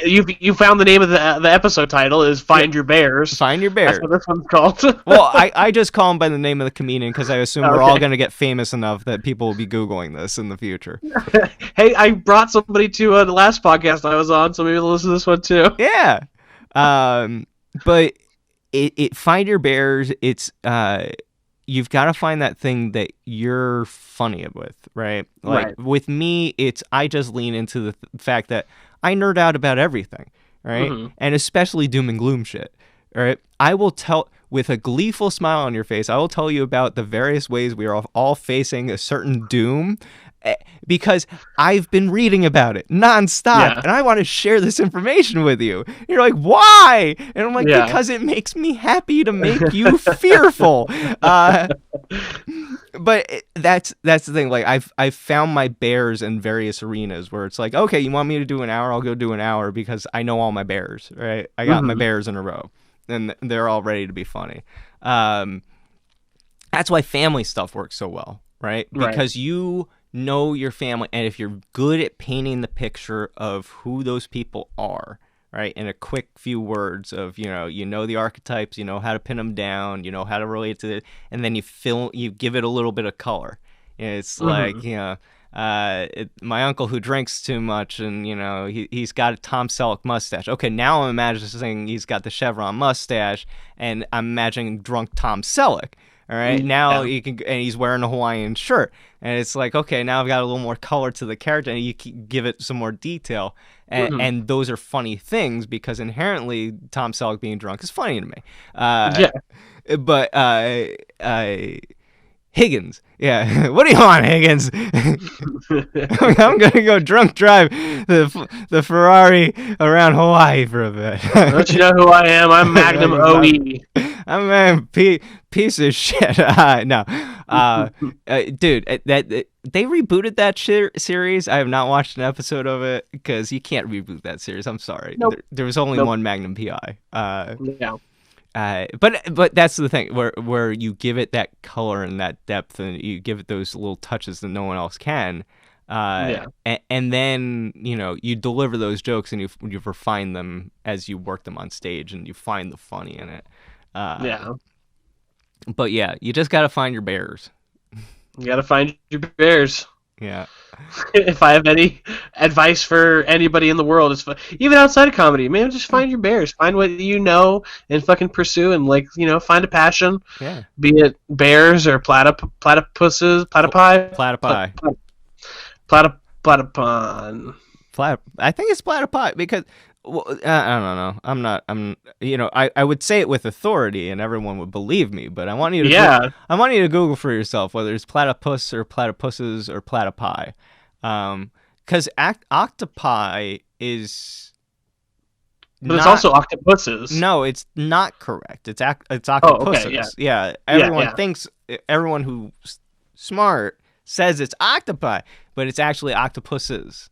Yeah. Because it's not based on Greek, it's based on some sort of Latin. no, it's not based on Latin. It's based on something else. So Oh. or some, I don't know. I don't actually know. I'm pulling this out of my Well, like a ass. fucking platypus doctor? I don't give a shit. All I know is I would love to give one a hug, even though their beaks are poisonous.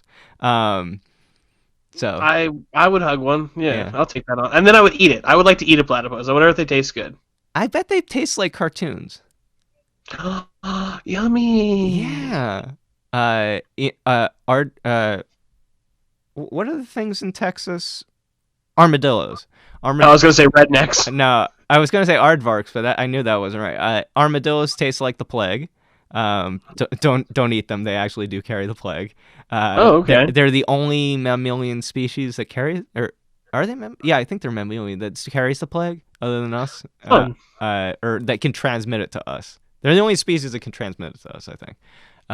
So yeah, there was an episode. You're saying it with authority, so I believe you. There was an episode of House, so I know it. Oh yeah. The woman had a guy had a belt. They were trying to figure out what was wrong with him. It turned out he had the not plague, leprosy. Sorry, they have leprosy. Damn it. See, this is what happens. They have leprosy.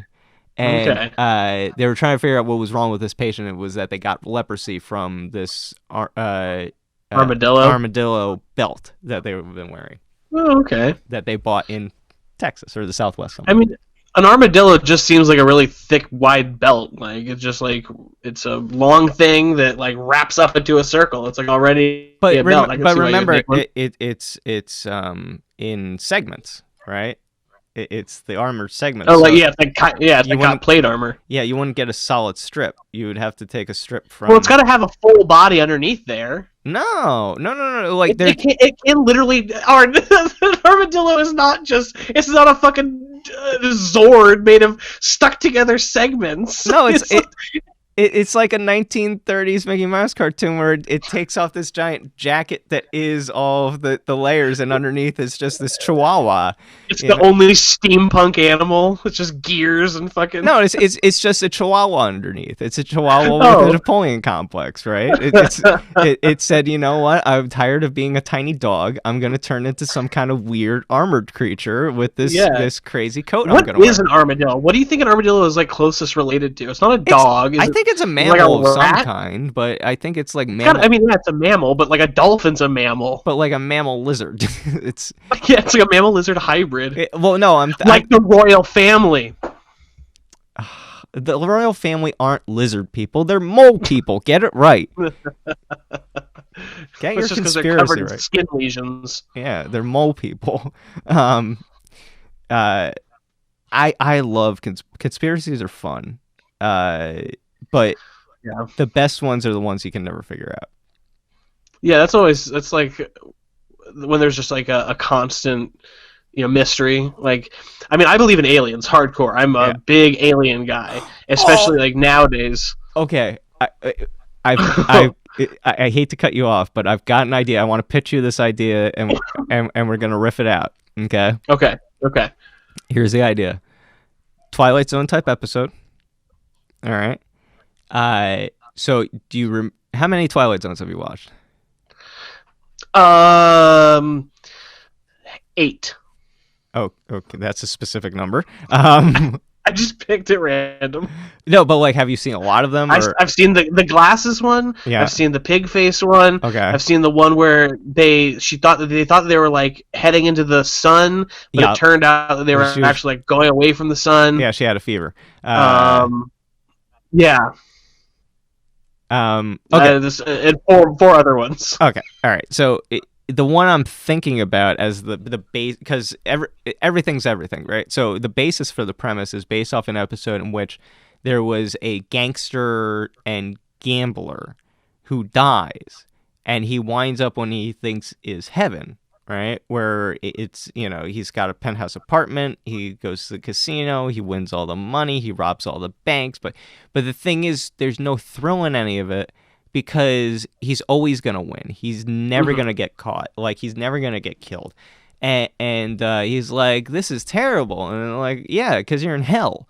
And it's like, dun, dun, dun. Like, this had a big impact back in the 60s when people weren't that smart. Today, we all see it coming from a mile away, but back then, this was breaking new ground. Yeah. So my twist on it is you take a conspiracy theory nut, right? Someone who's got an answer for JFK and what happened with the moon landing and this and that. Like, they've got a conspiracy behind everything, right? Mm-hmm.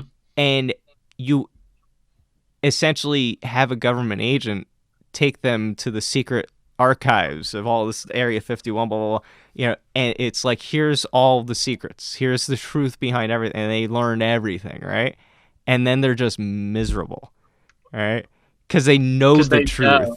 And the truth is so disappointing, right? It's like such a letdown. There's no grand conspiracy behind like half this stuff. Half of it's just mundane bullshit.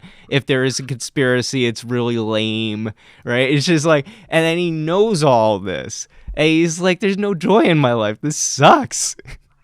That would be fucking funny. That is Yeah. a good one. Or what if there is like all the conspiracies that he thinks are real, and so he now knows that they're real, but he still fucking can't convince anybody because everybody just thinks he's a conspiracy theorist. No, because that's too obvious. What I like is we'll do a M. Night Shyamalan twist on it. All right, Unbreakable style, where in the end, because there's no good conspiracy, he plots a conspiracy to end all conspiracies. That's really actually a good conspiracy, right? Yeah, that's Hollywood. Call me. The Royal Hollywood, just Yes. Hollywood at large. Call me. I'll be looking for a caller ID saying Hollywood. Hollywood is calling. Also, opportunity knocking will also suffice. Does Opportunity ever use any other form of communication, or does it always just knock on your door? Does Opportunity ever like send you a text? It telegraphed for a time, but after the Titanic, it said, "You know what? We're not going to do this anymore." It's all knocking doors. No, we're just going to knock doors. No more telegraphs. Mm. Opportunity is not going to telegraph because that tragedy, just too many people, too soon. We can't do it. It is too soon. You're right. Yeah. It only happened in 1900 something. I don't know. I thought it was September. I couldn't tell you. To me, the Titanic fucking happened in like the 1600s, dude. Like, I have no sense of any of that. Didn't the Titanic happen on 9/11? I think so. Never forget. Never forget. It was the Twin Towers, the Pentagon, that field in Pennsylvania, Tower 7, the Titanic, the Loch Ness Monster, And the Mothman. Mothman, yeah. Yeah, I think this story has legs. That the guy, we tell him all the conspiracies, he's disheartened, he plots a conspiracy. I think that's the movie. I think that's the way we should go with this. All right, am I getting like a writer's like a writing credit on this? Well, I mean, concept by, Well, that's better than a special thanks. I appreciate it. Yeah, no, it's kind of like Gene Roddenberry and all the Star Treks now. Right, yeah. He's rolling over in his grave that his name's still on this stuff because it's so terrible. Right. But, his name's still on it because the family still gets some money. Yeah. That's what you gotta do, is you gotta provide for the eventuality. Oh, hang on a second. Hanging on. Shit going on. We're hanging on, everybody. This is the thing about recording live podcasts, is they are live, they're being recorded, and they are podcasts. We're now recording a blank room. Rick has left. I'm going to smoke some.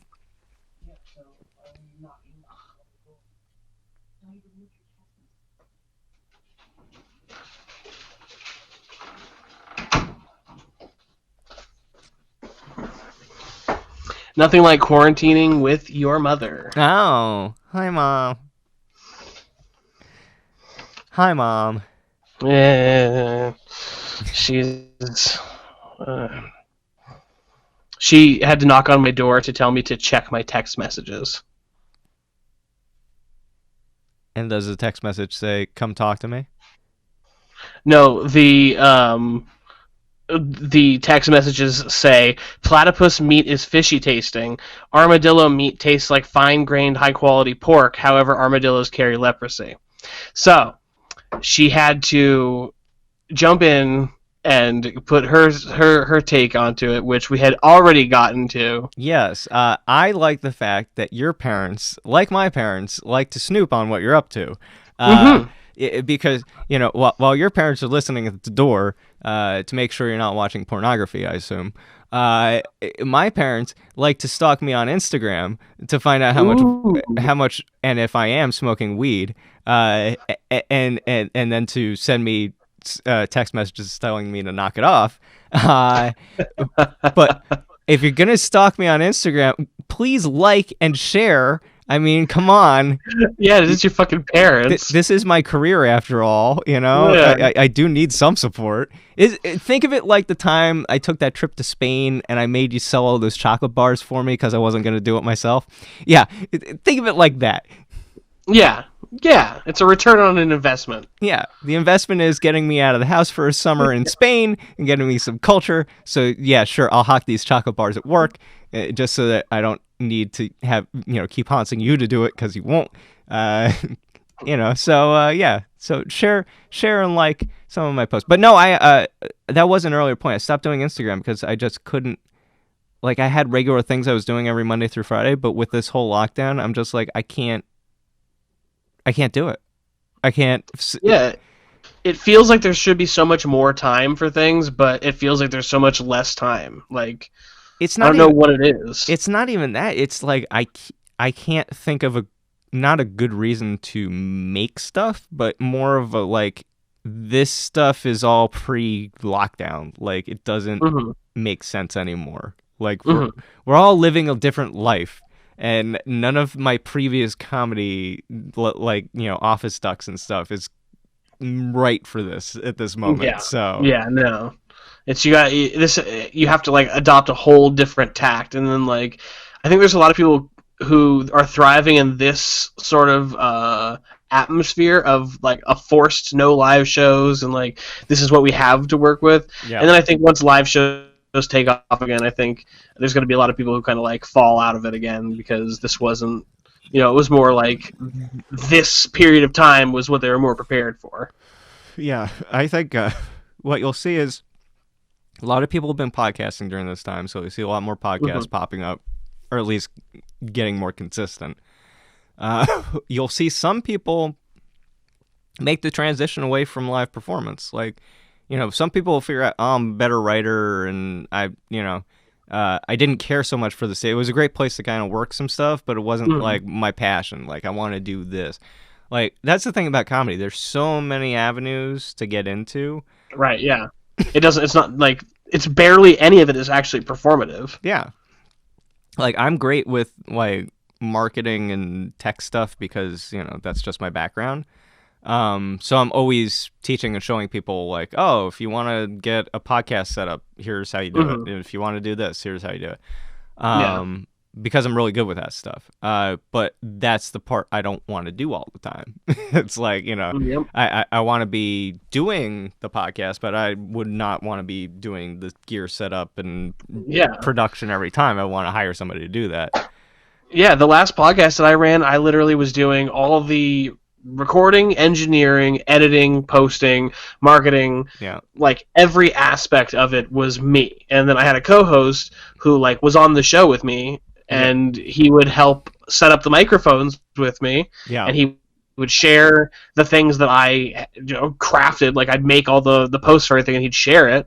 But like I was doing all of the work, Yeah. And that's, and it's so much. yeah, and that's if I was going to tell anybody one piece of advice for podcasting, because I've been doing that for a while as well, um, that you're not going to be quote unquote successful right away. Like Oh yeah. this is a grind and an investment. There's a lot of time invested in doing this because even Joe Rogan, it's taken him 10 years to get to where he's at, where he just sold for 100 bajillion dollars.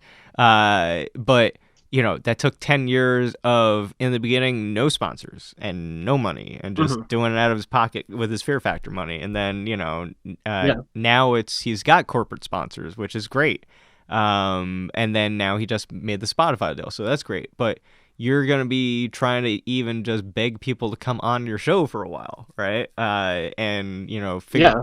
figuring out your format and what works and what doesn't. And, I'm lucky. I started podcasting and broadcasting back in 2003. So yeah, I've been doing stuff for quite a while. So it's second Yeah. nature to me to just do this stuff now and uh, kind of get a show off the ground quickly. But it takes a lot of time to get there. Like anything, it takes a lot Yeah. of effort. It's not just, Yeah. There's a lot of work that goes into it. yeah. I mean, everybody rags on YouTubers, but that takes talent and skill. Like there is, Yeah. Editing videos is fucking hard. and keeping it engaging and cranking out content every week because you got to be consistent for the Hmm. algorithms and your audience and everything. Hmm. Like it is serious work, and anybody that still makes money with that platform, like you're doing something, you know. Yeah. Yeah, Um, you see like all like the it's no wonder that most of the people who really like made it on YouTube, a lot of them still are doing things. Like there's the what's all that like binging with Babish. mhm. He's fucking been going forever now. Yeah, Those good mythical morning guys, they fucking like they came up early in YouTube, and they are making shit to this day. Like, yeah, and they've got all these other shingles, and because they're just like this umbrella corporation. My sister watches all of their shit, yeah. No, that's so I mean I know how popular they the are. the people that have staying power on YouTube. They did a couple things. One, they stuck with it, right? And they just continue, because what happens for anybody with YouTube is you produce a ton of content, nobody looks at shit, and then one day Hmm. something catches where it's like that's the one video where the SEO was just right and the right person saw it and shared Hmm. it with the right people and it started catching, and then they started saying, what else has he got? And then you have this whole library Yeah, of stuff because you've been doing it for a while with no traction, and then all of a sudden everything's getting hits and you're going, oh, okay, now it's yeah, working. That's the process. And the same thing with podcasts where you're getting people on and maybe you get some good gets, but it still doesn't get you traction because while people like that person and they've got a following, it doesn't translate. Like, nobody's looking for a new No. avenue to follow or whatever. Um, Yeah, yeah. but once you become the draw, then suddenly they go, "Oh, they had so and so on. Holy shit!" It's like, Yeah. so. I'm working with Max Weinstein on his podcast. Everyone hates us here, and I'm putting it up on YouTube for him. And so check it He's a out. very good friend. Yeah, check it out on YouTube. Everyone hates us here, and that's his podcast. And we're just throwing up 13 episodes as I'm able to get them up. Just cranking them out. Yeah. Because it's not like we're trying to hold anything back, because you never know. Like, if somebody likes an episode, they're going to want to see more. So give them as much as they can, right away. The old TV model of we got to hold it for next week doesn't hold anymore. Like, people just want to binge shit. No. Yeah, exactly. It's everybody's attention span is different, and so that like when I dropped my podcast, we recorded like a bunch of episodes, and the first day that we dropped them, we put out like 4 episodes, just so that if one of them caught, there was going to be other shit to listen to. Yeah. Because everybody's attention span is different. So like a lot of people might just listen to one episode and be like, "Oh, that was great. I can't wait to see what more are." And some people might listen to half an episode and be like, "Oh, that's great. I'll listen to the rest of it later." But there's going to be people who listen to the full episode and be like, "I need more now," and they don't get it, and so it's not in their brain anymore, and it just kind of falls off. Like even stuff. Paul F. Tompkins has a podcast, Yeah. and I'm a huge Paul F. Tompkins fan. I know news. Paul F. Tompkins has a podcast. Yeah.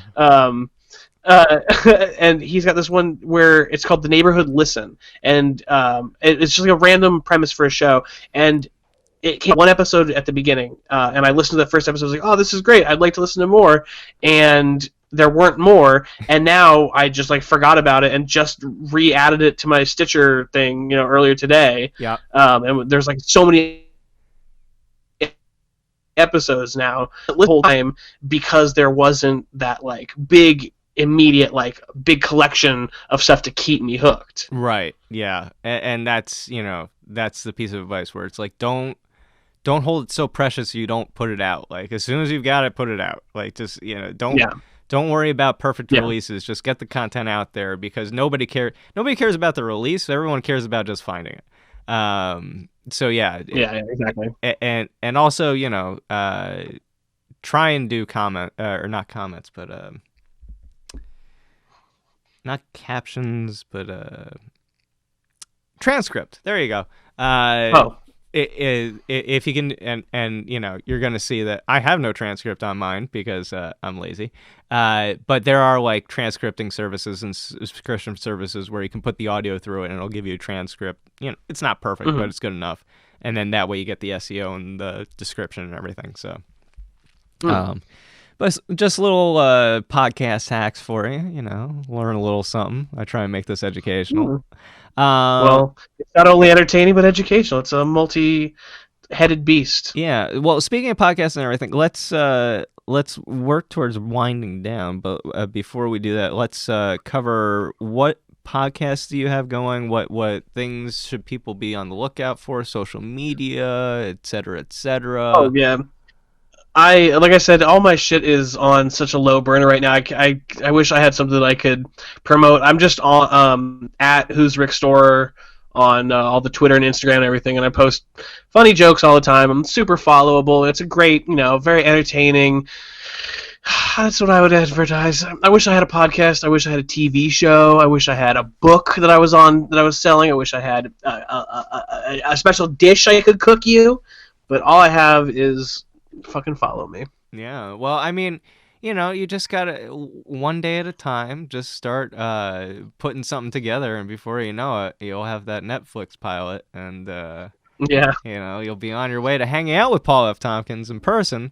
And having him do some voice character work on whatever animated series you come up with. I'm wearing a Todd beanie right now from BoJack Horseman. Okay, so yeah. I might be a fan. Yeah. Mr. Peanut Butter. But yeah, So good. it is. It's a dark show, but it's a good show. It's I think Wisecracker, one of the pseudo intellectual channels on YouTube, had a video breakdown of the difference between The Good Place and BoJack Horseman, and how they look at death, and how they look at death and existentialism, Hmm. because it's essentially two sides of an argument, looking at the same thing, which is how do you deal with the finality of life, and Hmm. the afterlife, essentially. And the Good Place, spoilers, deals with it in terms of a transitional thing where it's like, Hmm. you just transition to the next thing. There's no kind of finality to anything. It's just you're moving on somewhere else. But BoJack Horseman looks at it as a bleak, total destruction, like, uh, Yeah. awesome way that it does, and it makes. And that's how I look at life. So Well, it's funny because anytime I actually haven't watched the last season of BoJack. I don't have Netflix right now, but uh, somebody share your password with me. But no, uh, but the problem with BoJack is I need something lighthearted afterwards, because I'll like binge a season, and the season always ends on some sort of downer, like I feel like crap, episode. And I'm just like, I need something like Brooklyn Nine-Nine right now. Like, I need antidote to this. I need something. And that's so funny. um Like I feel like when a season of BoJack ends, like I just feel like validated. Like I'm like, yeah, yeah, they're right. Everything is fucking bleak. that's the thing. That's right. I'm a depressive, but I am a hopeless romantic, and I like to think that there's, um I'm a happy person at the end. It's just like it's not that I believe there's an afterlife. All right, it's more of I don't look at the world through a nihilistic lens. Mm. I can. It's super fun. It's super amusing. Yeah, super fun. Yeah. But you know, I'm not about to go chopping off wieners, and throwing ferrets into bathtubs. It's just, it's not. I'm not subscribing to the life. Yeah. We killed off your Johnson Lebowski.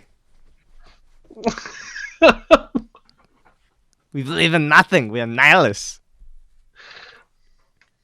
I can't Obviously, quote. I don't have the quote. I don't. yeah, I can't quote. yeah. Obviously, you're not a golfer. Anyway, no. So, yeah. Well, dude. This has been totally enjoyable and fun, and Yeah, man. Thank you for having me. the antidote to my social isolation. It is true what they say. All the king's horses and all the king's men could put Humpty Dumpty back together again. Uh, Because here I am. yes, you are. You egg-shaped bastard. You. No, it's. I'm not digging the new look. Please revert back to old Rick as soon as possible. In all fairness, I did. Okay, so this before, if anybody, nobody knows, I had a giant beard, big old hair, so much everything. And then I posted on Facebook one day because I'm out of work, and I thought this would be funny. I was like, if if you pay me $150, I will shave my head. And people fucking did it, and then they like donated more, so I donated that to charity, and so ah, I ended up making $150 and getting $85 donated to a really cool charity called the Water Wheel Foundation. And so I was like, fuck yeah, I'll shave my head for this. shit, yeah, man. And yeah, dude, I was like, I don't feel terrible about this. Yeah, It's like when that's people shave their head for cancer and shit. yeah. That see that I can get behind. I won't shave my own head because my hair's awesome, but no, it's I do at some point need to get this trimmed or something. I don't know. I got to figure out what to do with it. But Well, it's you have it, you already have it in the band. You just cut it off all like at the end, just like yeah, shink. no, I no. Is that not how it works? No. You see, I got up on Kill Tony. Don't Google that. And I ate shit real hard. It was not a good night for me. I locked up. It was so bad. Anyway, But they offered as like a stunt to like, you know, give me a haircut on stage. I was like, no, I'm keeping the hair, dude. Fuck you, Tony Hinchcliffe. You ain't talking about hair. You might take my dignity, but not my hair. Well, because I swear this hair is gonna get me something one of these days. I know it. You know, uh, Well, it's not gonna. It's certainly not gonna keep you from anything. kept me from fighting real good that one night that I got mugged. But you know, that was my own fault for having my hair Did they loose. grab you by the hair? No, I had my hair. Oh, it was in your face. Yeah, and also I lost my glass. I was wearing my glasses. I had my hair down. Like everything was against me that night. But he's in jail, so. Hey, you win. Yeah, because I kept all my stuff, and I wound up mugging him and his girlfriend. I got their cell phones in the fight. Dude, hell yeah. Yeah, That's a come up. that's a story for another podcast. Actually, it's part of my one man show that I'm writing, which is I think I'm calling it Depression Beard. I'm not sure.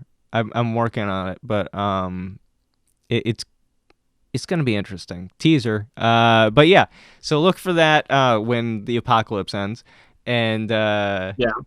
dude, how funny would it be if like tomorrow just the rapture happened? Like I mean, pretty fucking funny, honestly.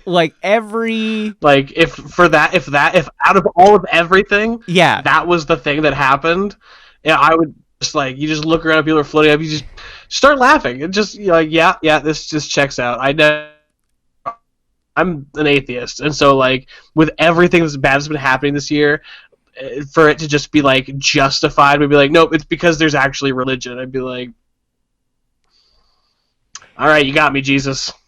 I think it would be funny if the rapture happened. It's like, you know, the devout Christians, any devout religious person, right? So independent of faith, right? If you're a Hindu, a Jew, a Christian, a Muslim, whatever it is, right?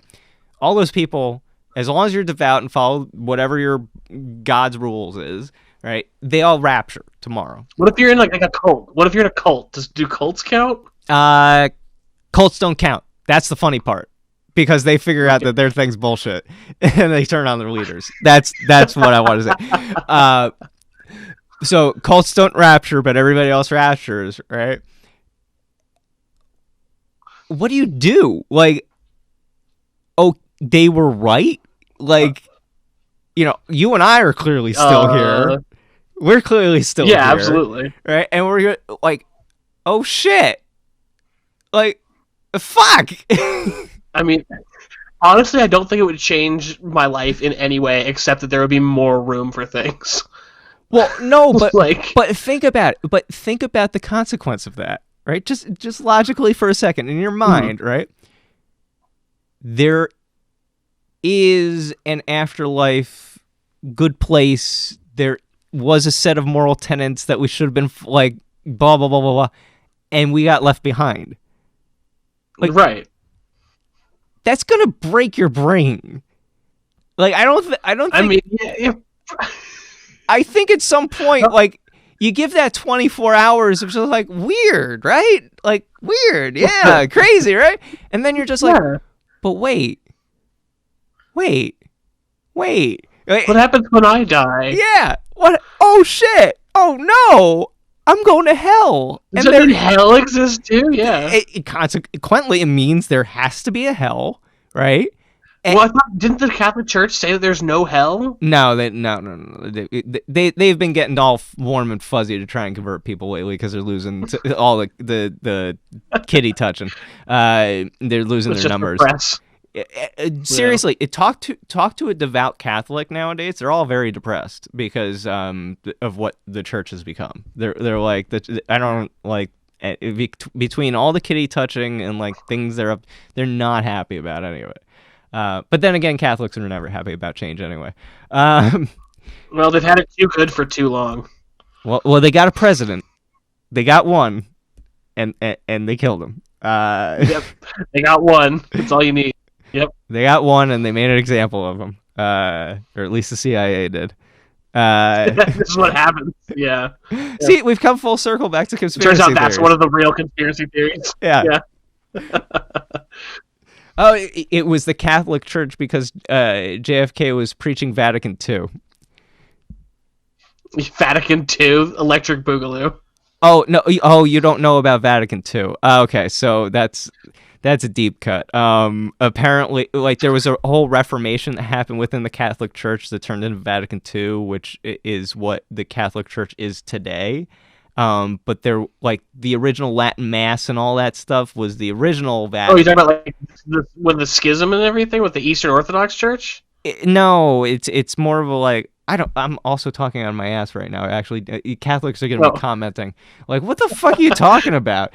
But no, they're back in like I think it was the 80s. There was like Oh, okay. essentially to update the church and be more in line with the times and try and because again numbers dwindling. They were trying to get more people. They updated it so like they were allowed to no longer have to do Catholic mass or not Catholic mass but Latin mass. It could be done in English and like Hmm. s- the Apostles' Creed changed and certain things like the language of certain things changed, and it was this big Was that the kerfuffle. bad guy in Rocky? No, oh maybe it was. Is it Church Two or Vatican Two? Maybe it's Church Two, but it was a decree by the Vatican. Anyway, but it was a big brouhaha. People to this day still talk about it. And I only know I guess that. I don't hang out with enough Catholics. See, you got to grow up East Coast. East Coast, a lot of Mm, Catholics. A lot of Catholics on the yeah. East Coast. Yeah, I'm a California boy, just a lot of atheists yeah, and Protestants and cult members. and cult members. Yeah, we're famous for them. Yeah. The talent manager at the Comedy Store is a former cult member. Fun. Yeah. Anyway, I gotta go because my computer filled up on hard drive space. But thanks for being here, Okay. Rick. Fun as always. Thanks for having me, man. Yeah. Thanks for being on Coffee and Cannabis. We'll see you next time, everybody. Bye for now.